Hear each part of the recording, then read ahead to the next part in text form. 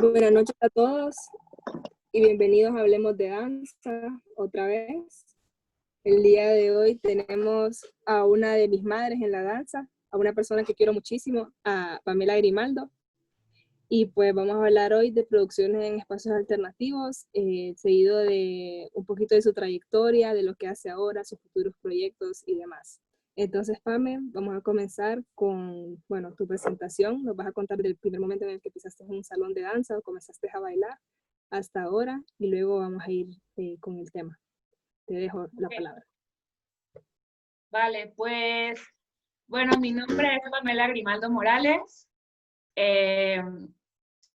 Soy mexicana, nacida en una ciudad que se llama San Luis Potosí.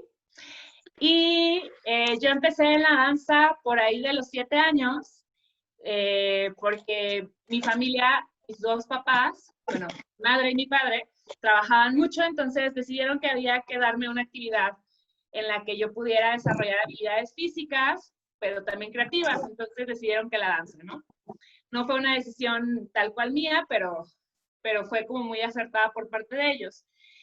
Y entonces me integran a un instituto de las artes de San Luis Potosí y ahí empiezo a conocer un poco lo que es la danza contemporánea y la danza clásica.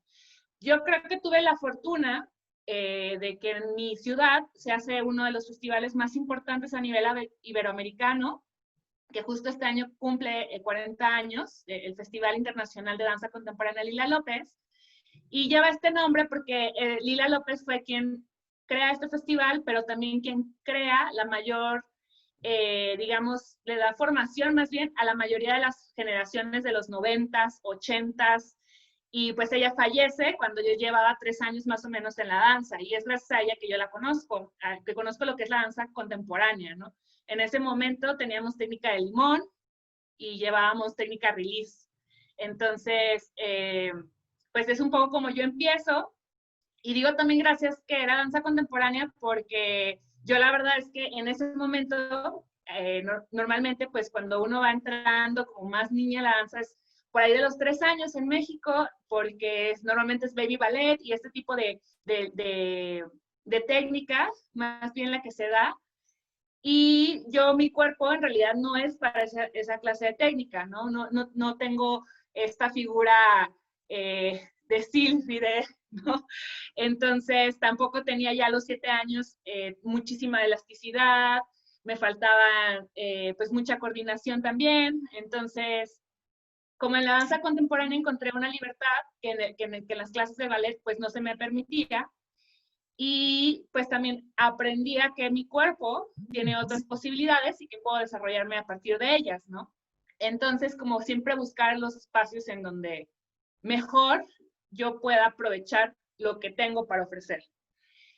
De ahí, un salto cuántico, entro a la Escuela Superior de Música y Danza de Monterrey y me gradué por ahí del 2011, no hagan cuentas, por favor, y me graduó con reconocimiento de esta escuela, una escuela en la que es una de las 3 mejores escuelas de México, pero también una escuela en la que hay mucha disciplina, ¿no? Ahí me vuelvo a encontrar con el ballet, me vuelvo a pelear con el ballet, pero también me enamoro al mismo tiempo y empiezo a comprender que también hay como una cosa en la que debemos ser diversos, ¿no? Debemos como abrirnos a las posibilidades que nos dan las técnicas como el ballet, como la danza contemporánea, que tiene muchas también vertientes técnicas, para poder mejorar nuestras habilidades, nuestras herramientas, que es el cuerpo, además, con lo que nosotros trabajamos.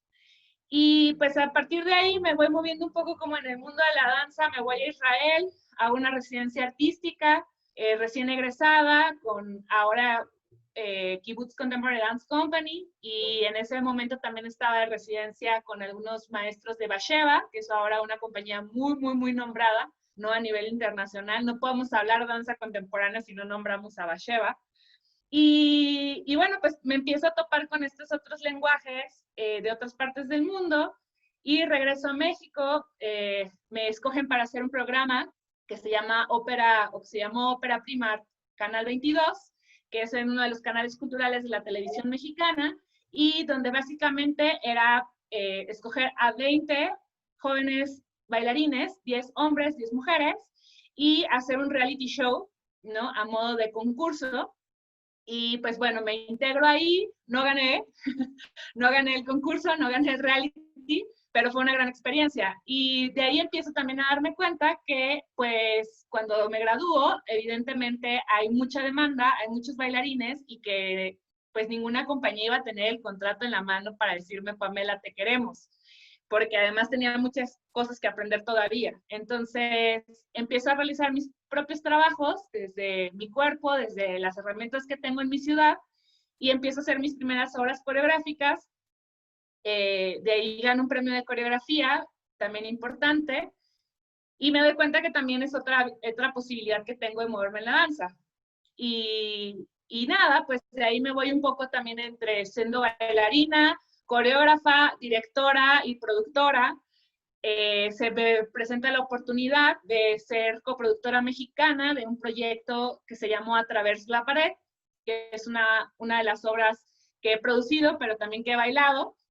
Y era una coproducción entre México y Canadá con una compañía que se llama Les Sœurs Smoot, las hermanas Smoot, y pues ahí estuvimos trabajando 3 años.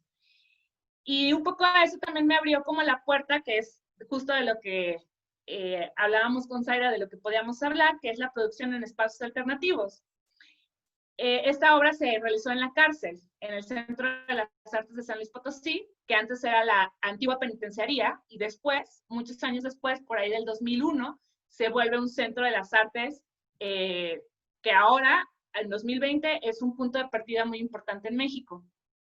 Y nada, pues ahí un poco voy saltando entre las experiencias, voy a Corea del Sur, representando a mi país para un concurso de solistas, y tengo la fortuna de quedar en segundo lugar. Entonces eso también, al momento de regresar a México, me abre otras puertas, otras posibilidades. De ahí un poco voy también tejiendo más producciones en espacios alternativos. Y pues de este tipo de experiencias también estuve en Honduras, ¿no? Trabajando con la Universidad Nacional Autónoma de Honduras, dirigiendo el grupo de danza de Una Danza, y pues impartiendo ahí algunas materias, bueno, una en realidad, que es la optativa de danza.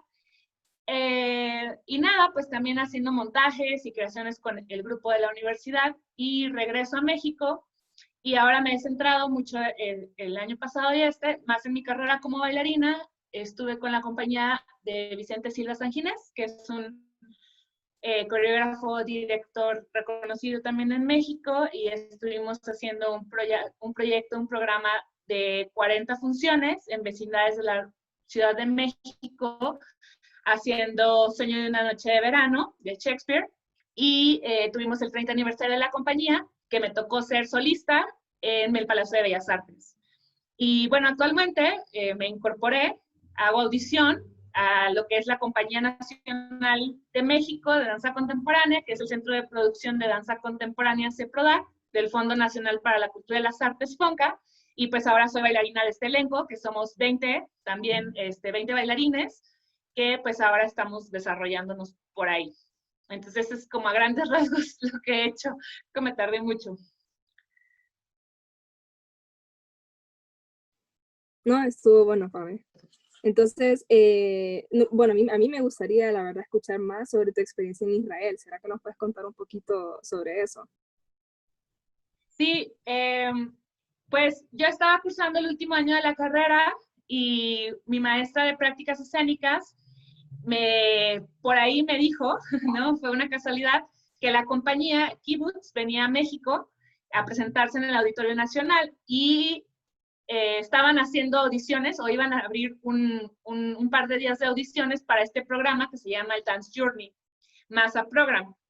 Y nada, pues así me entero, y de Monterrey me vine, que es donde está la escuela, donde yo estaba estudiando, me vine a Ciudad de México, que son más o menos 12 horas, como ir, no sé, Tegucigalpa a Guatemala, algo así. Entonces, pues me vengo unos 2 días a la ciudad y hago la audición. De ahí, el programa lo que hace es audicionar en diferentes ciudades alrededor del mundo, y escoger a más o menos entre 30 y 35 bailarines de todas estas audiciones que hacen para conformar el programa. El programa son 6 meses, te mudas a vivir a Israel, en Nahariyah, que es la ciudad donde está este kibutz, que este kibutz es muy especial porque los kibutz son la forma de organización que los judíos toman después del holocausto, ¿no? Después de esta, pues, desafortunadamente gran matanza, ¿no? Judeocristiana. Y entonces, este kibutz, pues, es uno de los primeros que se empieza a establecer después de que termina la parte del holocausto. Y justo se empieza a establecer, y es tan importante porque además también la parte artística salvó mucho la parte pues vivencial y la parte histórica que estaban viviendo, ¿no?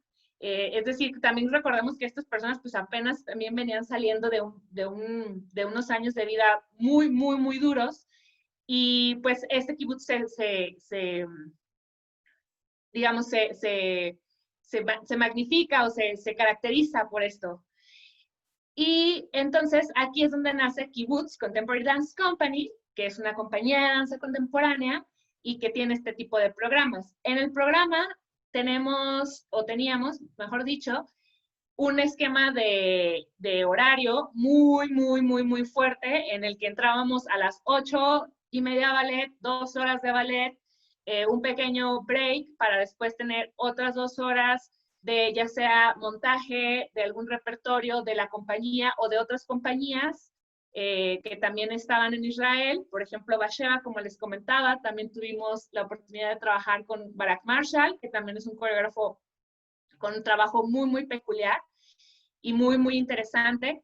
Y entonces cada mes íbamos teniendo como posibilidades de aprender repertorio de estos coreógrafos de estas compañías, al mismo tiempo que por las tardes tomábamos alguna otra clase de improvisación o de técnica o algún otro workshop que era mucho más técnico, y también teníamos la posibilidad de crear entre nosotros piezas coreográficas. Entonces prácticamente eso era lo que hacíamos todo el día.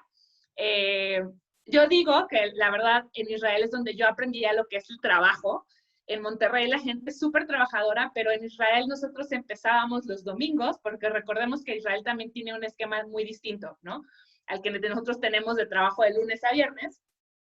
Allá empiezas los domingos, porque el viernes, más o menos a las 2 de la tarde, hay nula actividad, ¿no? Porque empieza lo que es el Shabbat, que es un día pues muy importante para ellos y se respeta muchísimo. Entonces, incluso tiendas cierran, ¿no? O sea, si vas a hacer el súper o algo te faltó, ya, ni modo, te amolaste. Y dura el Shabbat a partir del mediodía del viernes, no a media tarde del viernes, hasta el sábado también, más o menos a las 6 de la tarde, se levanta el Shabbat. Entonces, ese espacio de tiempo era el único que teníamos para descansar, porque al final el domingo teníamos que seguir, ¿no? Entonces, trabajábamos de domingo a viernes al mediodía, y pues fue súper, súper padre la experiencia de tener tan poco espacio de descansar, pero también muy impresionante la forma en la que tu cuerpo pues se acostumbra a eso, ¿no? Se acostumbra a tener un horario de 8 de la mañana, a salir de montajes a las 10 de la noche, porque además los kibbutz son pequeñas ciudades, ¿no? No están dentro de una gran ciudad como Tel Aviv, sino están como a las afueras, digamos que tú vas a carretera y ahí se encuentran estas ciudades cercadas, ¿no? Como una gran colonia cercada, ¿no? Como, no sé decir, Suyapa, si mal recuerdo, hay una colonia que se llama Suyapa, pero como toda cercada, ¿no? Bueno, es esta ciudad donde además tienen fábricas, ¿no? De papel, tienen su propio, digamos, vida económica. Entonces, pues también estábamos como ahí reclusos un poco. Entonces salíamos a ensayar a las 6 de la noche y pues podíamos caminar 2, 3 cuadras del kibutz y ya estábamos en nuestros dormitorios, ¿no? Entonces, un poco eso fue. Sí, hay una pregunta. Creo que de Maite. Ah, ok. En la Maite parte pregunta. cultural de los países que estuviste trabajando, ¿cuál fue la que más chocó con tu estilo cultural? Ya. Honduras. No, fíjate que no, fíjate que cuando les contaba que tuve la oportunidad de ser productora de este espectáculo México-Canadá, una parte del proyecto, el proyecto duró 3 años, parte del equipo canadiense vino a México durante medio año, montamos acá, estrenamos en México con temporada y todo, y después también la parte del proyecto es que eso se replicara en Canadá, es decir, también llevar a mexicanos a Canadá. Y yo creo que esa experiencia fue la que más fue muy dura, porque nos tocó los 6 meses de trabajo estar en el invierno canadiense, que yo nunca había estado, es decir, sí había estado en invierno en algún otro país, pero en Estados Unidos y en las partes bajas de Estados Unidos, no más pegadas a México. Entonces, cuando llegamos a Canadá, a Montreal, en enero, pues era el invierno a todo lo que daba, ¿no? Entonces sí fue súper duro, primero porque casi no había sol, incluso nos dijeron, tienen que tomar vitamina D porque de verdad va a haber días en los que nunca vean sol, o sea, hay luz, pero no sol, todo es más bien como el reflejo con la nieve. Y creo que a mí eso también nos lo habían avisado, un poco también te daba para abajo, sobre todo gente que venimos de países en los que pues ver el sol es normal, ¿no? O sea, ves el sol a todas horas prácticamente, ¿no? Aparte yo nací en una ciudad donde es desierto, ¿no? Yo soy chica de desierto, yo amo el sol y soy muy feliz, ¿no? Pero sí fue muy fuerte, primero, la cuestión del clima. 2, que también en Canadá son muy gentiles, pero no tienen este calor que tenemos, creo yo, los latinoamericanos. Incluso los estadounidenses pueden ser muchísimo más afectuosos, como en su forma de dirigirse a ti, que los canadienses, ¿no? Tienen como una forma de ser muy específica, muy particular, donde te pueden decir buenos días de la forma más educada, pero sientes toda esa frialdad de su corazón. Y eso, pues también de pronto, a pesar de que ya había estado en Israel y ya tenía como otras experiencias de vivir en otro país, pues sí fue muy raro, entre que el clima y entre que también la gente era muy fría, fue un poco difícil, y un poco también con esta cuestión de que la obra trataba de la libertad, pero como les explicaba, era una obra que se creó a partir de una penitenciaría, donde había las celdas, tenían todos todavía los números de los abogados, los pósters del equipo de fútbol. Entonces, toda esa carga emotiva también de la obra era con lo que nosotros trabajábamos diario a 5 o 6 horas para hacer este montaje de la cárcel, que había durado 3 horas la pieza, a 1 hora y media para llevarla a un teatro.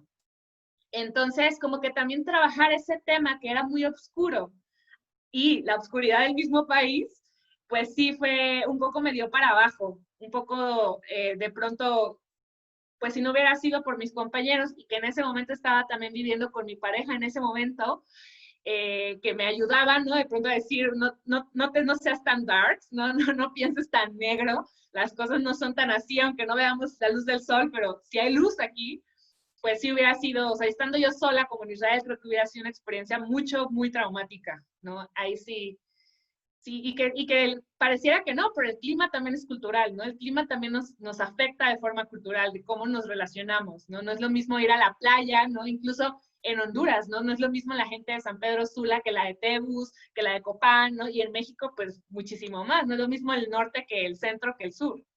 Entonces, sí, creo que Canadá fue como un gran reto a nivel anímico, ¿no? La obra fue un éxito, pero a nivel anímico sí me topé con ese traba.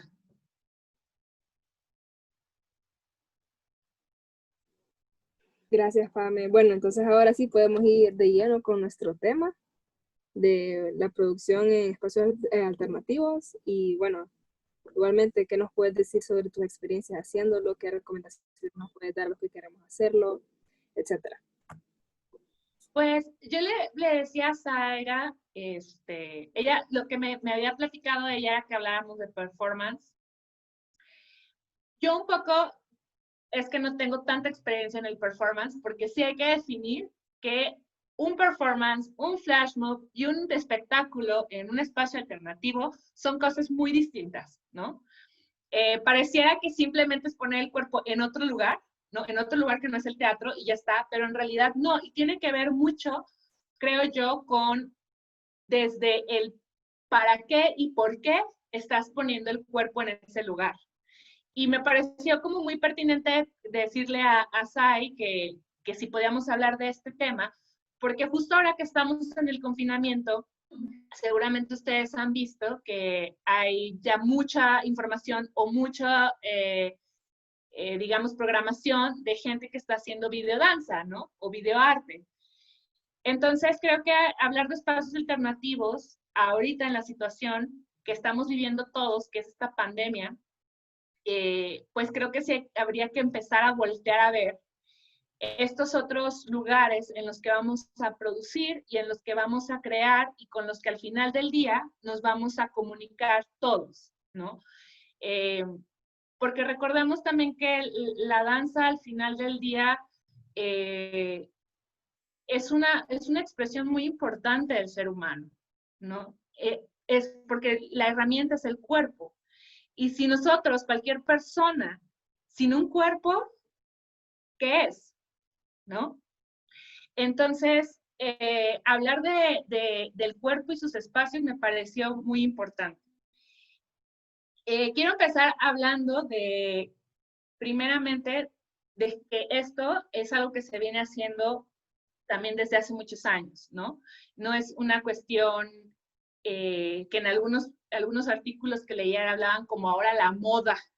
En realidad esto viene sucediendo desde hace mucho tiempo, incluso desde los 70s, y solamente creo yo que la diferencia está en que cada vez va cambiando quizá el ente del por qué hacemos, ¿no? En estos espacios. Acá en México, por ejemplo, hay una compañía que tiene más de 30 años que se llama Asalto Diario y es una de las compañías, digamos, pues emblemáticas en el trabajo de espacios alternativos. Ellos trabajan lo que es el espacio público, que también habría que ahí hacer una acotación, que no es lo mismo un espacio público a un espacio, digamos, alternativo como tal, porque el espacio público nos habla de las calles, nos habla de las plazas, nos habla del mercado, ¿no? Estos espacios donde finalmente nos pertenecen a todos, ¿no? Y en los que, aunque uno vaya a representar algo en ese lugar, tenemos que tener en cuenta que en ese momento el señor que está pasando con las bolsas del mandado tiene y le pertenece a ese espacio, ¿no? Entonces, tiene toda la posibilidad de ignorarnos, tendrá toda la posibilidad incluso de decirnos, ¿qué están haciendo? Esto me molesta, porque es un espacio que tenemos una relación todos con el espacio, ¿no? Entonces, que a diferencia de, por ejemplo, otro tipo de producciones que se han dado, como por ejemplo algunos flash mob, que el flash mob prácticamente es un grupo numeroso hace una intervención en un espacio que nadie se espera, ¿no? Por ejemplo, hablando de Israel, a nosotros nos tocó hacer un flash mob para la apertura de la compañía en una de las funciones que tenían en el Susan Dalal de Tel Aviv. Y justamente antes en el lobby del teatro, todo el mundo estaba tomando su copa, todo el mundo estaba como en esta tertulia, ¿no? Como en esta comunicación, esperando el espectáculo para entrar a la sala y de repente nosotros entramos, ¿no? Entonces entra una música y entramos todos los del programa del Kibbutz, que éramos más o menos 30 personas, a hacer una serie de movimientos, una coreografía que era parte del repertorio de la compañía, en un espacio en el que la gente que estaba ahí, aunque iba a ver danza, no sabía que eso iba a pasar. No se esperaba que de repente, de estar leyendo el programa, algo iba a suceder. Entonces, este sentido tienen los flash mob, que se dan en estos espacios que son públicos, pero no en el público de toda una sociedad, ¿no? Son espacios, digamos que más acotados, diría yo. Por ejemplo, pueden suceder también en museos. En algún momento también recuerdo cuando estuve en Honduras, ay, soy malísima con la memoria, perdónenme, pero había un evento en el Museo de la Identidad en el que me invitaron para hacer justamente una intervención, ¿no? no recuerdo el marco del festival, soy la peor, discúlpenme muchísimo, qué vergüenza. Pero justamente era un festival, ¿no? Era un espacio para, aunque la gente no supiera qué iba a suceder. Entonces, eso también nos va dando como otra posibilidad de hacia dónde podemos nosotros dibujar o crear o imaginar nuestras creaciones.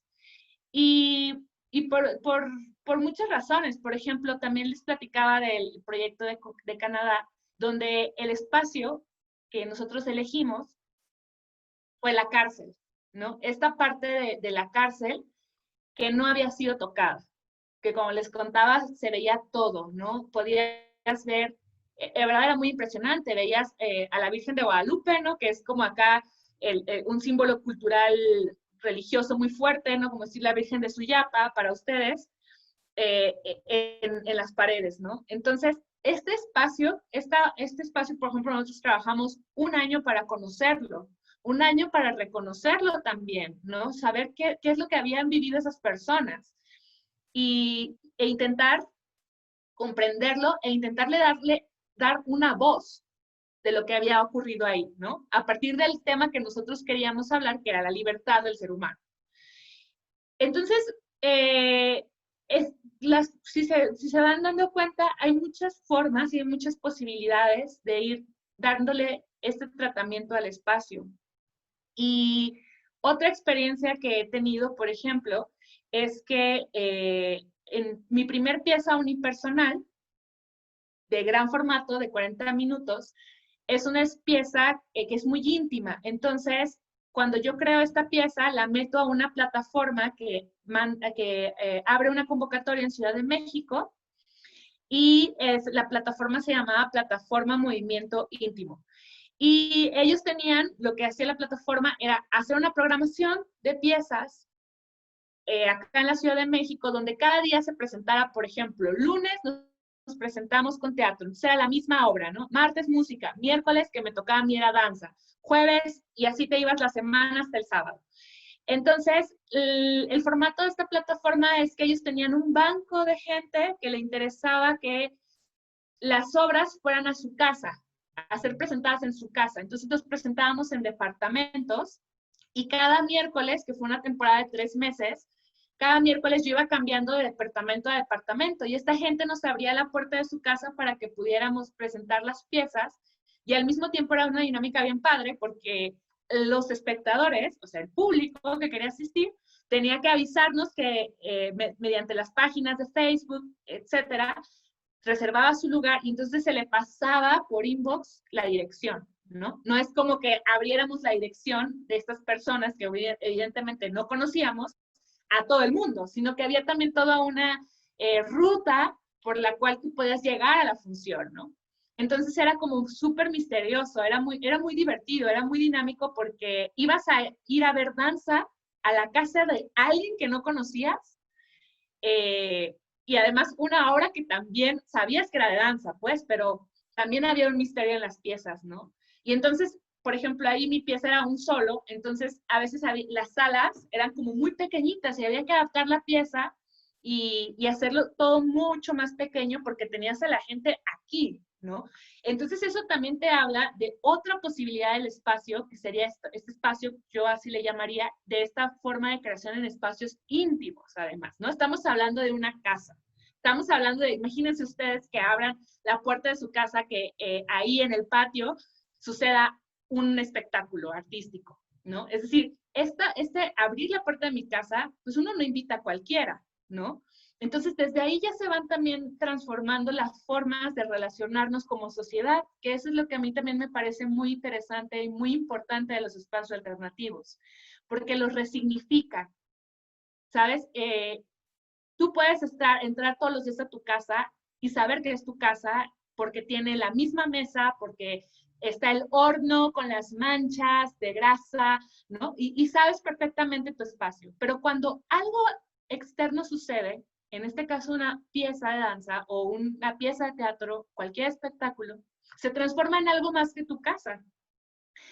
Y entonces, a partir de ahí, tú vas a poder imaginar tu propio espacio de muchas maneras. Ya no va a ser tu casa, o sea, no vas a ver tu casa igual para empezar, ¿no? Y eso creo que nos da la posibilidad, ya hablando de una cosa más amplia, nos da la posibilidad de imaginarnos como sociedad y resignificarnos como sociedad a partir de nuestros cuerpos y de nuestros espacios. Una cosa también que pasó muy interesante, les contaba que estuve trabajando para la compañía de Vicente Silva Sanginés acá en México, y esta obra que les platicaba de Sueño de una noche de verano, de Shakespeare, que llevamos a 40 vecindades, las vecindades acá, en Honduras la verdad es que no recuerdo haber tenido como algún acercamiento como con este tipo de organizaciones de vivienda, que aquí en la Ciudad de México, ni siquiera es que en todo México, pero aquí en la Ciudad de México son como muy emblemáticas, ¿no? Son muy simbólicas, porque son, digamos, como estructuras de departamentos donde hay un patio, normalmente hay un patio, y viven un montón de personas, ¿no? Viven al menos, no sé, habrá 3, 4 pisos de departamentos, y en ese piso hay como 4 departamentos, ¿no? Y entonces es diferente a cuando uno vive en una calle o en una casa al lado, porque en los departamentos, como son espacios más pequeños, también la convivencia entre ellos es distinta. Es distinta la vida en vecindad que en una calle cualquiera. Entonces eso también los hace como especiales, ¿no? Que también es la forma de vivienda, les digo, mucho aquí en la Ciudad de México, porque hay una sobrepoblación, ¿no? Habemos demasiada gente acá. Entonces, cuando nosotros íbamos a presentar Sueño de una noche de verano, primero, era un gran reto porque imagínense 40 funciones, ¿no? 40 semanas es una temporada muy grande para la danza. Si no me recuerdo, en Honduras también sería grande, en México igual, ¿no? O sea, realmente casi nunca pasa. Una temporada de danza normalmente son 2 fines de semana, ¿no? Viernes, sábado y domingo y ya está. Y esta pieza, esta obra, esta producción, la fuimos cada semana presentando, cada martes en una vecindad distinta. Y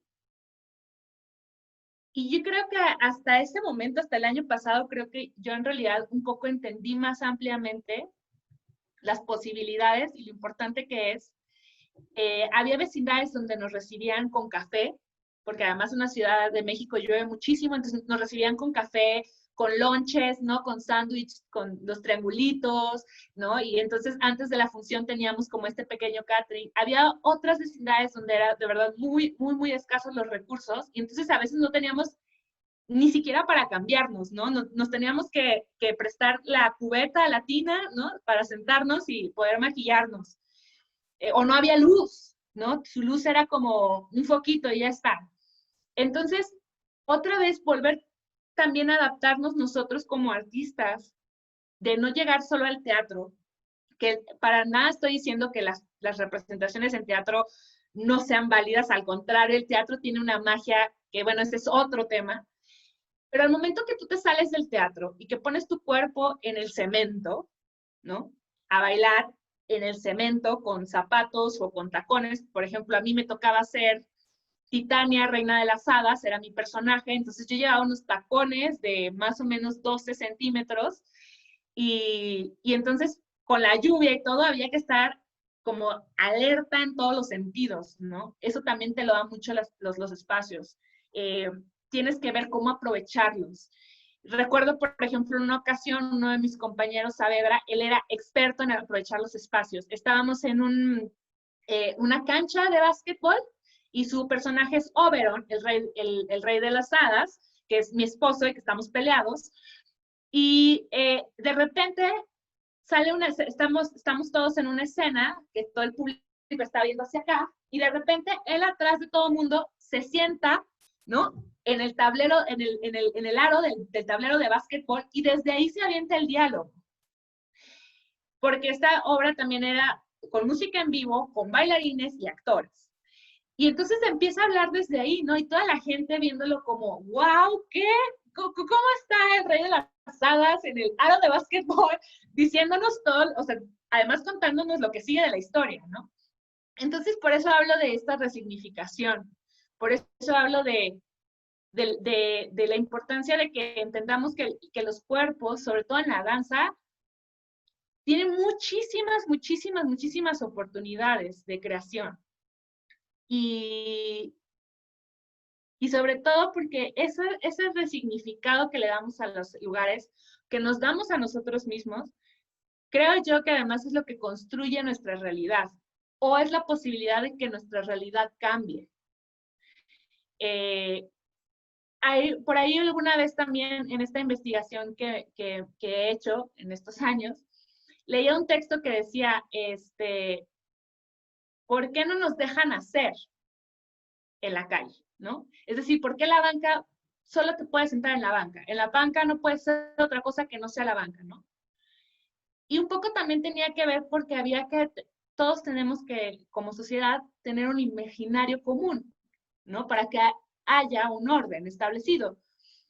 Pero también de pronto, si te das cuenta en los espacios, esa misma banca se vuelve la cama del indigente, ¿no? Y entonces ahí toma un significado distinto. Lo que para nosotros puede ser la banca donde me voy a comer la burrita, si es así, ¿verdad? La burrita o el helado o lo que sea, esa banca significa para alguien un hogar, ¿no? Entonces, ahí estamos hablando de que esa forma de ver los espacios nos construye la realidad. Y hablando de esto, de lo de Sueño en una noche de verano, hubo una ocasión en que una vecindad de plano estaba lloviendo horrible, no pudimos dar la función, pero había muchos niños esperando la función con sus paraguas. Y todos ya estábamos en el vestuario, maquillados, y entonces los niños se sentaron alrededor de mí y me dijeron, ¿tú quién eres? Y yo, bueno, soy Titania, reina de las hadas. Ah, ok, ¿y por qué estás vestida así? Y para mí fue como, pues, porque... Y entonces apenas estaba yo en mi cabeza como diciendo, o sea, sé que estoy vestida así porque es lo que me dijeron que va acorde con mi personaje de una forma artística, no de una forma como bailarina, actriz, pero sí, realmente cuál es el significado de que yo esté vestida acá, ¿no? De esta manera. Y había otra niña que se llama Isolda. Isolda era la hija de Piedad. Piedad es una persona que se dedicaba a conseguirnos todas las vecindades. Entonces, ella tenía contacto con todas las vecindades a las que íbamos. Y siempre iba Isolda, ¿no? Y entonces Isolda había visto la obra muchísimas veces. Y, y era fan de Titania, no era fan mío, como Pamela, era fan de Titania, ¿no? Y entonces Isolda les contesta, les dice, bueno, es que es un vestido azul eléctrico, imagínense así, súper eléctrico, y con algunos puntos o manchas como color salmón, así es el vestuario. Entonces Isolda les dice, porque el azul es el océano, son todos esos mares que ella gobierna, y las manchas que tiene ahí que brillan son todos los mundos que también ella gobierna. Y entonces me pareció también muy mágico porque justo en ese tipo de experiencias con los niños o con la gente tan cercana, ¿no? En la que te pueden preguntar, ¿y tú por qué eso, no? O más que darte, hablo más allá de decir gracias, felicidades, sino realmente la duda legítima de, ¿qué onda contigo? ¿Por qué es tan raro lo que estás haciendo? Ahí también se abre la posibilidad de esto que hace Isolda, ¿no? A ver, sí, qué raro. ¿Qué me está diciendo? ¿Qué imagino yo? Más allá de lo que la misma obra me sugiere, ¿qué es lo que yo pienso? Y eso también es bien importante y siento que una cosa bien padre del espectador. Voy a leer lo que me están preguntando, perdón. Dice Mónica, ¿tienes algún lugar particular donde te costó acoplarte al espacio para una presentación o intervención? Sí, y fue la primera vez que me presenté en calle. Una cosa, qué buena pregunta, porque hay una cosa, acá yo lo estoy diciendo como desde mi acostumbrada a hablar y ver como cosas en espacios, pero claro, hay gente que no, que hay gente que incluso ha tenido grandes discusiones con grandes amigos de la danza, porque me dicen, no, Pamela, es presentarse fuera de un teatro, o sea, lo que vas a hacer es acabar con los teatros, ¿no? Y cuando yo egresé de la escuela superior, para nada es decir, teníamos algunas dinámicas, por ejemplo, Día de Muertos, que pues en México es algo muy fuerte, no es una festividad cultural, es parte de lo que somos como mexicanos, y se celebra el 1 y el 2 de noviembre. Entonces, en la superior lo que hacíamos es que esas fechas, cada grupo, que éramos 5 años de la carrera, ¿no? Del primero al quinto, organizábamos lo que era el performance de Día de Muertos. Y entonces escogíamos un espacio de la escuela, que la Escuela Superior de Música y Danza es una antigua convento, entonces es un edificio muy, muy viejo, pero además muy bonito, con piedra y todo, con madera, es muy, muy, muy hermoso. Entonces teníamos que escoger de este convento un espacio y ahí hacer nuestra presentación, ¿no? Era como era la única acercamiento que yo tenía con presentarme en algo que no fuera un teatro, porque en realidad todas las demás prácticas escénicas, materias como gestión de producción de espectáculos multidisciplinares, todo era pensado hacia el teatro. Entonces, cuando yo salgo de la escuela y me doy cuenta que pues es muy, muy, muy costoso hacer una producción de una obra, yo como aparte artista emergente que nadie me conoce, y es muy costoso ir a rentar un teatro y presentar mi obra, porque además a lo mejor no van a ir y a lo mejor me voy a quedar sin ni un peso en la bolsa, pues empezamos a mirar otras posibilidades, ¿no? Y en esa ocasión llegó a San Luis Potosí Lisa Davoy, que es una artista italiana, una bailarina y coreógrafa italiana, que tenía una compañía que se llamaba Jolie Siu. Y ellos en Bélgica tenían muchísimos años haciendo espectáculos para calle. De hecho, específicamente su compañía no se presentaba en teatros, todos los espectáculos eran para calle. Y entonces cuando llega a México, llega al Centro de las Artes, está buscando 2 bailarines para remontar un dueto, y me escogen a mí y a Eduardo Rocha, que era con quien yo trabajé muchos años, mi compañía de danza. Somos cofundadores de la compañía. Entonces nos montan este dueto y pues yo dije, claro, me voy a ir al salón, ¿no? Me voy a ir al salón a que me monten el dueto y después ya vemos en qué calle o en qué callejón lo presentamos, ¿no?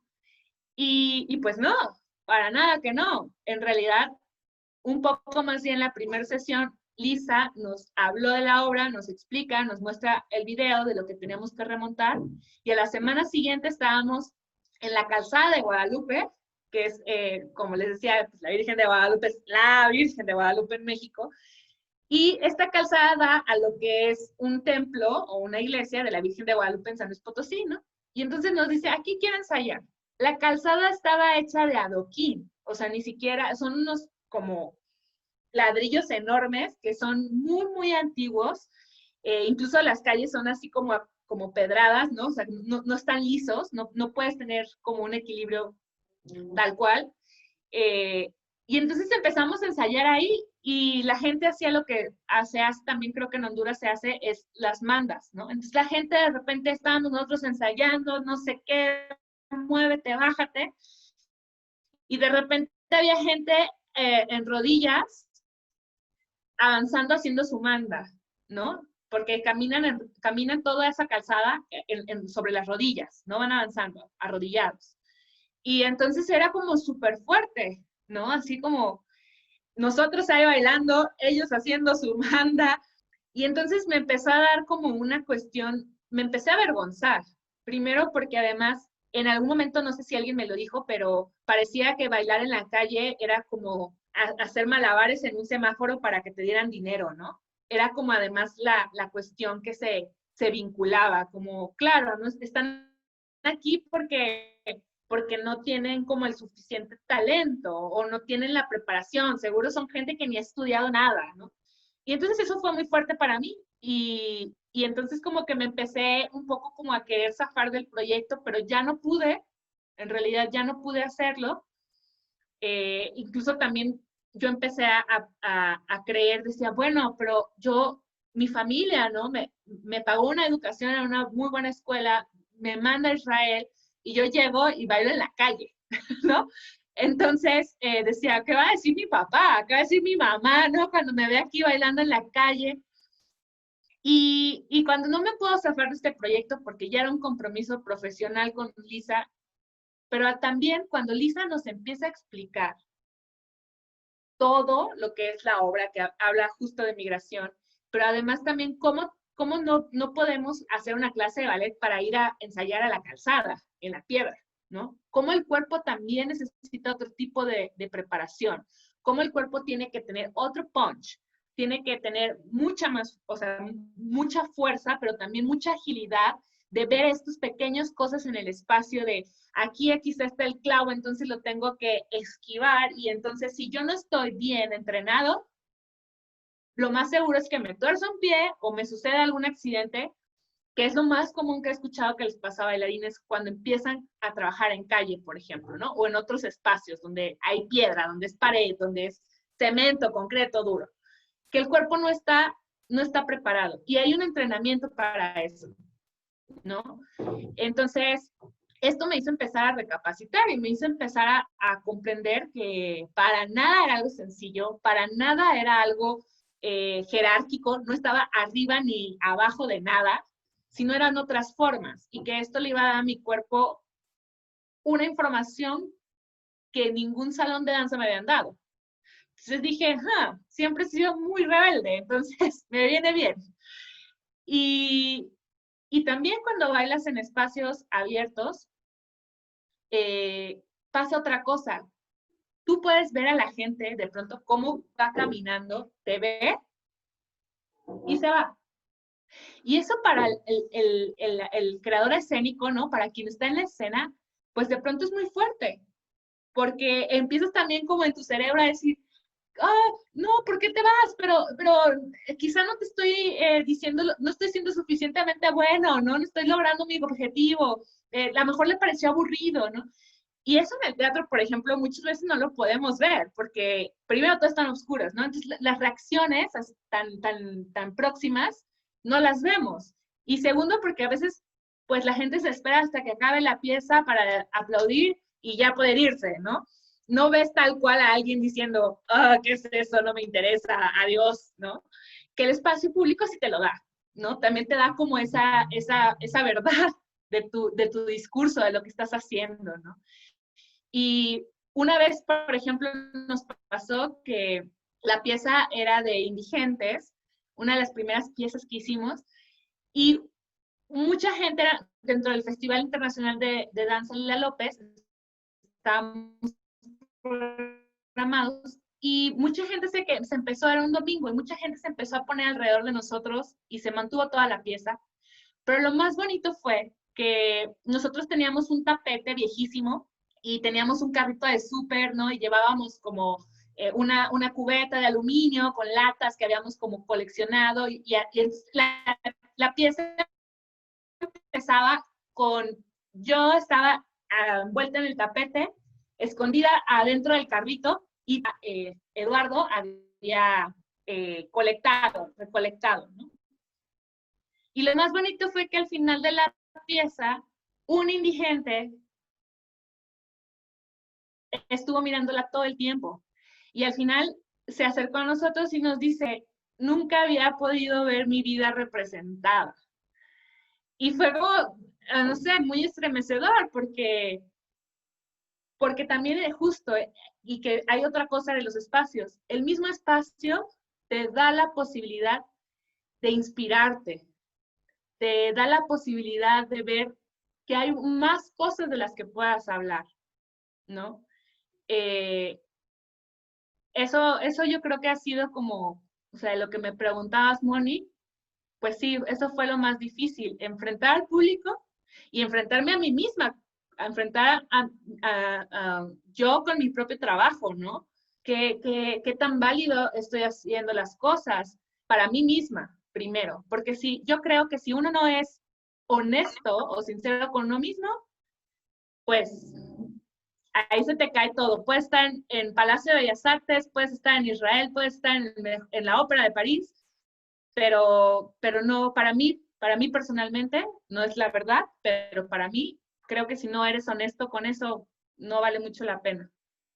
Me hicieron una pregunta hace un ratito al privado que dice, ¿cómo se financian ese tipo de presentaciones en espacios no convencionales o intervenciones artísticas? ¿O cómo los cobran?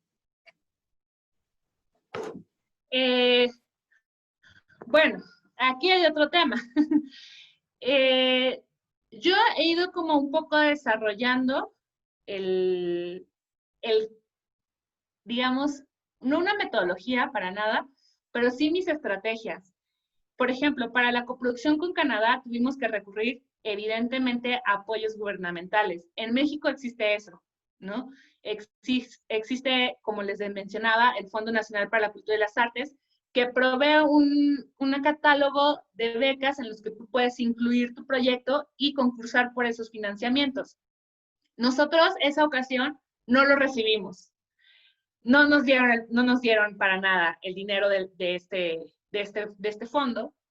Y entonces, por ejemplo, lo que sucedió es que como el espacio era dentro del Centro de las Artes de San Luis Potosí, y nosotros estábamos utilizando la parte del anexo femenil, la parte de esta cárcel intacta, empezamos a tener vinculación y empezamos a generar un discurso de lo necesario y lo pertinente que era esta pieza.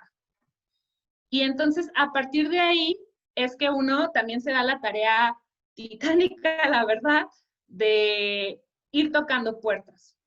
Entonces, por ejemplo, en ese momento el centro era muy nuevo y un poco estaba el cambio de que la gente entendiera que ya no era una cárcel y que ahora se había convertido en un centro de expresión, ¿no? Artística, además.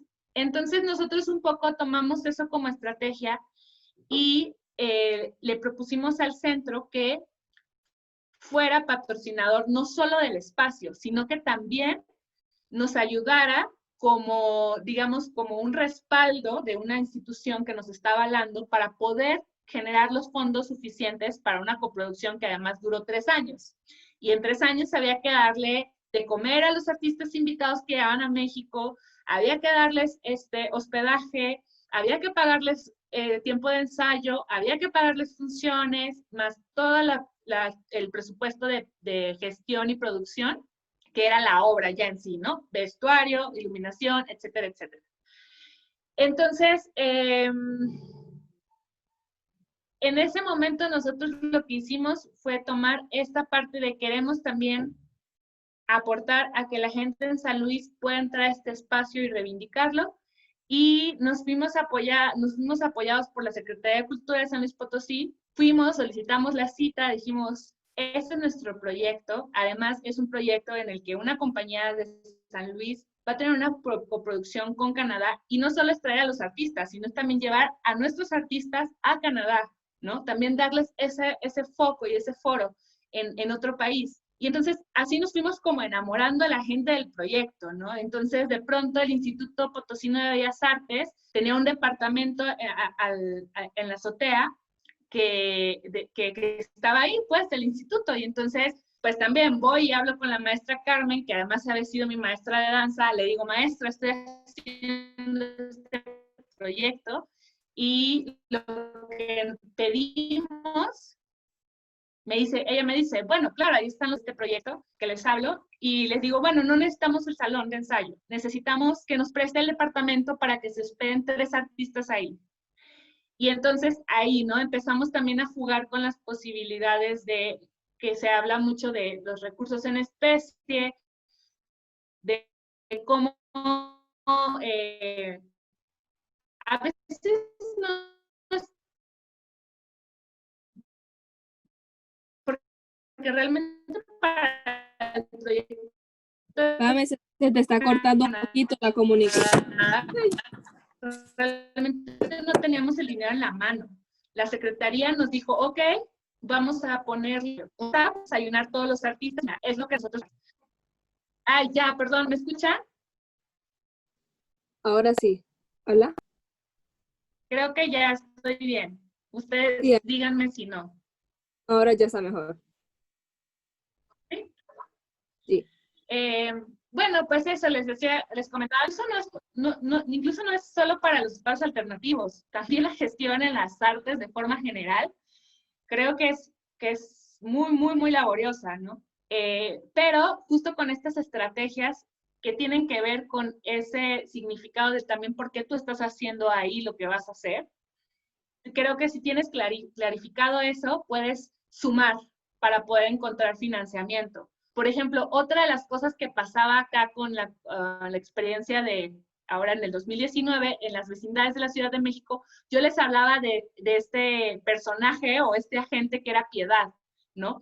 Piedad era el vínculo de entre la compañía y la gente de las vecindades.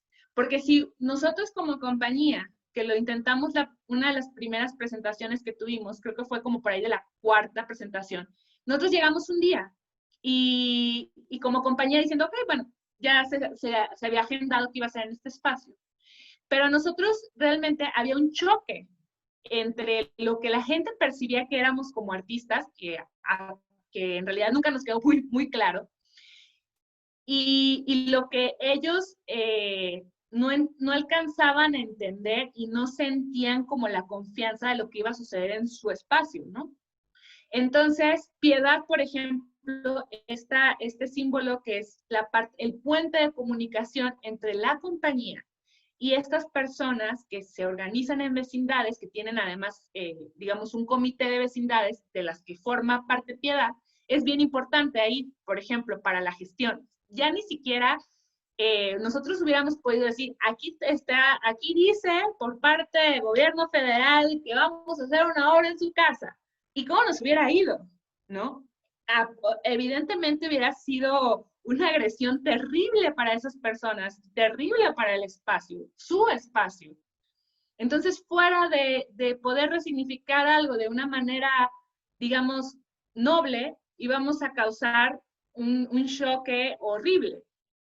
Y todo era porque esta vecindad, el techo de las casas, de la segunda planta que daba ya a la azotea, se estaba viniendo abajo por tanta humedad.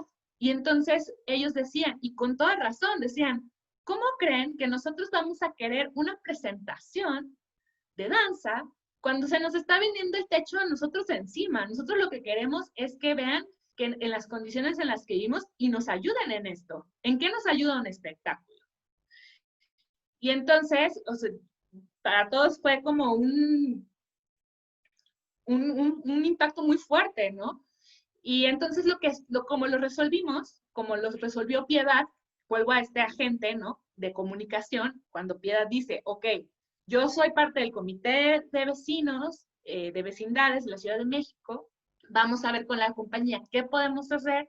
Entonces, ya habla el director de la compañía, habla Piedad, y entonces se invita a lo que es, digamos, como ¿cómo decir? Como la parte, no el gobernador, porque no es gobernador, pero sí la parte política, ¿no? De este sector de la ciudad, y se habla con este representante social, este representante político, y se le invita a ver la pieza, ¿no? Y al terminar la pieza, se le invita también a que vea las condiciones del espacio, ¿no? Y que escuche también lo que los vecinos quieren decirle. Entonces, un poco estas oportunidades que en este proyecto se fueron como apareciendo, pero también a mí como reflexión me hace pensar en todo el equipo y toda la estructura que tú debes imaginar, ¿no? Para crear en este tipo de espacios. Si bien el financiamiento a veces es muy poco, a veces hay convocatorias en México, por ejemplo, que son bien específicas, que me pasó con una de mis piezas, que se llama Euforia, Fuerza para Soportar, que la convocatoria era específica, era convocatoria para espacios, para producciones en espacios alternativos. Y lo que buscaba la ciudad en ese momento, San Luis, era que todas las casas de cultura que estaban en diferentes barrios de la ciudad fueran reactivadas, porque la gente casi ya no iba, ¿no? Entonces, lanza esta convocatoria para que se presenten espectáculos y la gente se anime a volver a ver a las casas culturales como centros en los que suceden cosas, ¿no? En los que sucede la vida cultural de sus barrios, porque ya estaban estaban siendo como muy abandonadas. Y entonces, pues surge esta obra que se llama Euforia, en la que me dan ahí sí un presupuesto donde yo puedo disponer, donde yo puedo pagar completos, ensayos, funciones, ¿no? Presupuesto para producción. Y, por ejemplo, a partir de eso, yo en esta obra me arriesgo justamente a producir algo en lo que tiene muchas cosas de producción, hablando de lo que utiliza la gente. Por ejemplo, en esta obra, a la gente se les da una bolsa, ¿no? Yo les damos una bolsa de palomitas, y dentro de la bolsa de palomitas hay un pandita rojo de estos dulces de goma y una bengala, ¿no? Entonces, por ejemplo, pagar eso, evidentemente sin un financiamiento, pues es imposible que salga de tu bolsa, ¿no? Además que hay que pagar ensayos, etcétera, etcétera. Teníamos música en vivo incluso. Pero este financiamiento, por ejemplo, me dio la oportunidad de, cuando estoy en Honduras, volver a remontar esta pieza con artistas hondureños. Y tuvimos la primera función de estreno en el Centro Cultural España de Tegucigalpa, y estuvimos después en la misma Universidad Autónoma, Nacional Autónoma, estuvimos en Glens Bar, estuvimos en la Casa Cultural, que ay, no recuerdo que está por el árbol, en el Centro Cultural Bambú, ¿no? Entonces, ese financiamiento, también eso es algo importante, creo yo, que me ha servido, es que ese financiamiento me ayudó a construir la pieza, pero también después, aunque ya no había dinero, ¿no? Aunque ya se le había pagado a todos, eso mismo me llevó a poder llevar la pieza a otro espacio, a otro país. Y en ese momento, por ejemplo, en la universidad con mi sueldo, yo vivía sola, entonces, y bueno, con mi pareja en ese momento, y en realidad gastábamos muy poco dinero. Y gracias realmente a esa oportunidad de ir con ustedes a Honduras, yo pude producir con mi propio dinero mi obra, ¿no? Fue un sueño hecho realidad para mí, porque nunca me había imaginado que yo iba a poder hacer eso, sobre todo en México, hablando de este tipo de instituciones que son las que te soportan como artista, ¿no? Entonces, pues sí, es un poco ir jugando con todo, creo yo. Voy a leer acá porque creo que me estoy saltando algo. Dice Isadora Paz, ¿cómo ven en retrospectiva el trabajo de Asalto Diario, Barro Rojo, Andanza, entre otras compañías? México tiene una tradición súper importante de intervención de espacios públicos y alternativos, buses, calles, edificios. Lempira Yaén, bailarín hondureño que bailó con las 3 compañías, me dice que entrenaron muchísimo, preparación física y emocional, parkour, rocking link, se inspiraron mucho en el Teatro Invisible de Augusto Boal. Sí, justamente, justamente hace un momento anterior a iniciar este conversatorio con ustedes, justamente me estaba empapando más de Asalto Diario. Yo Asalto Diario lo vi por primera vez por ahí del 2013 en Torreón. Y como les decía, creo que al inicio de un poco de lo que hablábamos, pues son compañías como Barro Rojo, evidentemente también, son compañías históricas dentro de la danza mexicana. Como les decía también, esto no es algo que surja ahora con la pandemia, ¿no? Por poner un ejemplo, no es algo fortuito, es algo que siempre, de alguna manera, lo que nosotros vayamos haciendo como artistas, viene también construido de toda la gente que estuvo picando piedra, ¿no? Que estuvo abriendo espacios, que estuvo arriesgando el cuerpo, arriesgando el pellejo y poniendo ideas. Les menciono Asalto Diario porque me parece muy importante su labor, cómo se ha mantenido en esta parte de asaltos. Justamente ellos hablan de este tipo de intervenciones en los espacios públicos, como bien dicen, en el metro, ¿no? Un poco también desde lo que decía Díaz, un poco en la entrevista, es desde también, esto sucede en el metro, ¿no? Este es el común, este es el cotidiano. Es decir, en el metro de la Ciudad de México, pues no es, diría yo, más que común, ¿no? Esto de los asaltos, es más que común que alguien te robe, que es más que común que alguien te sorprenda. Y cuando yo los vi por primera vez fue en un festival en Torreón, Torreón, Coahuila, que es al norte del país. En esa época, Torreón estaba pasando por una etapa muy difícil en México, y sigue siendo, que es el narcotráfico en nuestro país. Y el Festival de la Lagunilla tenía una programación muy pequeña, pero habían querido conservar en esta también parte de resistencia de los espacios, y habían hecho en esa edición un pequeño festival. Invitaron a Salto Diario e invitaron a mi compañía para ir a hacer unas presentaciones en la plaza de Torreón. Cuando nosotros llegamos a Torreón, lo que sucede es que con esta situación del narcotráfico, Torreón era una ciudad fantasma. Cuando nosotros llegamos al hotel, en el hotel no había gente, solo éramos las personas que íbamos invitados, los artistas que íbamos invitados al festival. Y incluso no había agua caliente, de tan baja que estaba la economía para el hotel en esos momentos. Salías a la calle y alrededor de la plaza donde nos íbamos a presentar, que era la plaza principal, digámoslo así, venían las calles y podías ver los negocios incluso con los vidrios rotos, de donde había habido una balacera.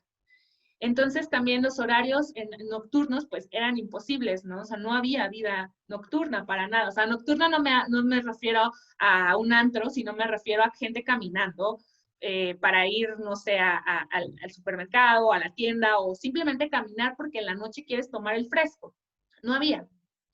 Y fue muy padre su trabajo, verlo, porque además, como les decía, es una parte histórica en México, entonces uno lo había aprendido en historia de la danza, en videos.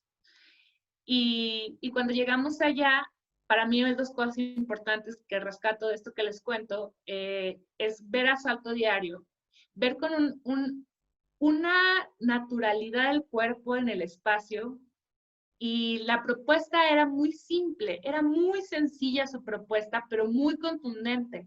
Ellos tenían unos cascos y eran trabajadores de una obra, ¿no? De esta obra como albañiles.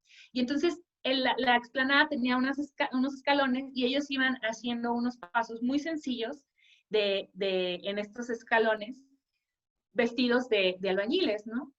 Y entonces en ese momento, por supuesto que era para mí muy fuerte verlo, porque entre la propuesta que ellos estaban poniendo en ese espacio, en ese Torreón, que en ese momento pues no había libertad, ¿no? No había la libertad de poder salir, y por muchos temas que ya sabemos, a veces tampoco la libertad de poder expresar lo que está sucediendo, con temas como el narcotráfico. Poner esta figura del constructor en un espacio simbólico, de un espacio público hablando socialmente para Torreón, me pareció pues muy de alguien que evidentemente tiene más de 30 años haciéndolo, ¿no? Muy de alguien que sabe darle esa lectura. Y también por otra parte, rescato también esta parte del festival del maestro Jaime, porque en esta resistencia de una ciudad fantasma en la que hay un montón de miedo por salir, porque no sabes a qué hora puede pasar alguien y te puede tocar una bala, hacer este tipo de propuestas en los espacios públicos, pues también era una forma de resistir a eso que estaba pasando, ¿no? De decir, estos también son nuestros espacios. Esos espacios también nos pertenecen. De una forma en la que, pues evidentemente no era salir con tu pistola y decir, yo también tengo una pistola, si me baleas, te baleo, ¿no? Sino a partir de la danza, a partir de poner estas experiencias en ese espacio para que la gente pudiera acercarse otra vez y pudiera tener, al menos en esa duración de esa pieza, pues salirse un poco de lo que estaba sucediendo y ver ese mismo espacio como otra cosa, ya no con miedo, sino como recuperándolo, ¿no? Entonces, pues ahí también es otra de las magias que yo le veo a los espacios alternativos, ¿no? Que que para nada, a mí para nada ahora me parece una cosa simple, ni presentarte en este tipo de espacios me parece una cosa así de la nada, ¿no? Así como quien dice, bueno, pues ahora me voy a poner a bailar a ver qué pasa, ¿no? Eh, Creo que cada vez también la gente que se ha comprometido en este trabajo, pues va ampliando su investigación. Eh, Voy acá abajo también con Giselle. ¿Cuáles fueron los desafíos de montar una pieza en espacios alternativos como productora, coreógrafa en Honduras? Saludos, Pam. Saludos, Michis. Bueno, les platicaba un poco que gracias a la universidad y lo que ellos me pagaban por ir a hacer mis labores, pues pude hacer esta parte de producción. Un poco lo que yo también ya había visto, observado, es que uno, como bailarina y productora al mismo tiempo, coreógrafa y directora, es una locura, ¿no? Ya lo había hecho con Montreal, con esta coproducción de 3 años, y me habían salido más canas. Entonces, lo primero fue que yo sabía que necesitaba un equipo, ¿no? En ese momento, Gerardo Chávez, que también trabajaba conmigo en la universidad, pues es un gran amigo y en ese momento un poco empezó nada más como la idea, ¿no? Le platicaba un poco como, oye, pues me encantaría que esta obra que además también para mí, salvo la obra unipersonal que hice, pero todas las demás piezas, pues las hago con el equipo de trabajo, ¿no? No son para mí solo mis obras, sino las construimos entre todos. Entonces, pues en ese momento empecé como a hablarlo con Gerardo y un poco preguntarle también qué pasaría, ¿no? Porque yo desconocía, o sea, había estado algunos meses en Honduras, ya llevaba más de medio año, pero también un poco desconocía pues la vida cultural de una forma más amplia, porque pues es normal, ¿no? Llegas a un lugar y apenas vas como conociendo, vas descubriendo, y además todo mi trabajo era en la universidad, entonces tampoco era que yo tuviera tanto tiempo para ir reconociendo todos los espacios culturales en Honduras. Pero a partir de que yo le comento esto a Gerardo, él me empieza a decir, oye, pues también existe el Centro Cultural Bambú, del que la maestra Luisa, que en ese momento era jefa del departamento, que también fue una persona que nos ayudó muchísimo en la producción, pues tiene este espacio y ta. Entonces así fuimos haciendo un mapeo, ¿no? Un mapeo de los espacios que a lo mejor puedan estar interesados en la obra. También un poco fui mapeando, como preguntando como soltando la idea con mis alumnos en la universidad, con el grupo de una danza, un poco también para saber cómo era la práctica o qué referentes hondureños había de este tipo de espectáculos, ¿no? Que si había habido algo antes, si había habido gente que pues ya construía este tipo de espectáculos. Entonces un poco la gente también me iba platicando. Y también esta obra de Euforia tiene una particularidad, que además es una obra en la que tú no te quedas sentado, ¿no? Es una obra en la que la gran mayoría de las escenas se hace con el público. Si el público no participa,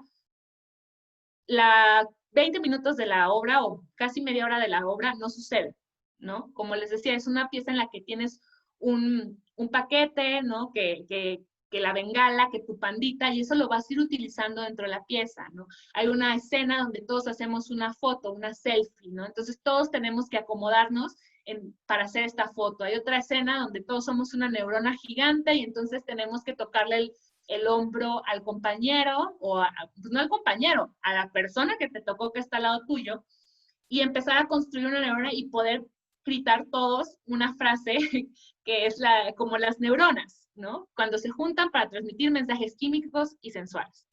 Entonces la pieza también iba que es lo que a mí me interesa investigar ahora, muy cómo nos relacionamos en la escena espectador, creador. Y entonces un poco también ahí empezaba híjole, a lo mejor, a lo mejor los hondureños, pues no nos gusta mucho tocar a otras personas, ¿no? O es que los hondureños no les gusta como participar, o sea, les gusta estar sentados viendo, ¿no? Un poco eran como los comentarios que me hacían, pero también ya muchos años atrás, bueno, no muchos, 2 o 3 años atrás, pues yo ya había empezado a investigar con esta interacción con el público. Y pues lo mismo, siempre como fui descubriendo que entre más claridad yo tuviera, la gente me iba a responder también en esa proporcionalidad si yo llegaba siendo muy clara, ¿no? Entonces eso pasó a nivel equipo, ¿no? Que yo fui como, creo yo, Giselle, si no, no me dejarás mentir, porque además Giselle, ella fue bailarina de la obra, pues hicimos como que creo que las cosas también ya en ese punto para mí eran más claras, y entonces también trabajar con el equipo era como, a ver, necesitamos una persona que se encargue de la comunicación, ¿no? Que era Sara Mirense, que también es bailarina hondureña, ¿no? Entonces Sarita me dijo, ok, yo puedo hacer esto, yo tengo contactos con bla, bla, bla, bla, bla. Después, mi pareja en ese momento, Oscar Genis, era gestor cultural. Entonces, ¿sabes qué? Vete a la Embajada de México a ver qué podemos hacer, cómo podemos. También vuelvo a lo mismo. Esto no se trata de solo el espectáculo, ¿no? Se trata de cómo podemos crear una relación entre México y Honduras, ¿no? Desde los artistas hondureños, porque además aquí solamente hay 2 mexicanos, todos los demás son hondureños. Entonces, ¿cómo podemos empezar, ya que estamos aquí en otro país, pues también encontrarnos esta gente maravillosa que nos dice, sí, hagámoslo? ¿Cómo podemos proteger una relación, no? ¿Cómo podemos hacer que en México también se enteren de estas personas, no? Entonces, un poco también con esa claridad que iba el proyecto, pues creo que fue sumando. Y tuvimos un equipo bien grande. Alicia también, que anda por acá, ella era mi asistente, ¿no? Entonces ella era nuestra bebé, porque además se acababan las funciones y Ali se quedaba en la casa porque al siguiente había que ir quizá a la universidad, porque las funciones eran jueves, viernes y sábado. Entonces ahí como que con los papás también dijimos, no se preocupe, aquí le damos huevito, ¿no? Le damos ¿qué es la burrita, no? Le damos el huevito, le damos el chocomil y la mandamos directito a las clases, ¿no? Entonces Alicia también fue ahí una parte bien importante del proyecto, porque además también Ali era miembro del grupo Una Danza, y que a mí también me interesaba que mis alumnos de Una Danza pudieran ver ya cómo gestar una producción, qué más o menos se tenía que hacer para que ellos también pudieran hacerlo, ¿no? En algún momento que ellos quisieran continuar siendo bailarines o quisieran ir por más en este mundo amplio de la danza. Entonces, pues Ali también, que fue mi asistente, pues ahí también estuvo viendo todo el teje y maneje, ¿no? Como de pronto también la cuestión técnica que se encargaba Gerardo Chávez, que también ahí se super rifó, pues de repente había lugares en los que, pues, ¿de dónde conectamos? O de dónde colgamos los cables para que la gente prenda las bengalas, porque además, pues las bengalas es una luz, es fuego, ¿no? Y entonces había que tener siempre un espacio como acordonado, donde nadie se quemara, ¿no? Entonces, por ahí Gerardo también toda esa parte se la aventó increíblemente.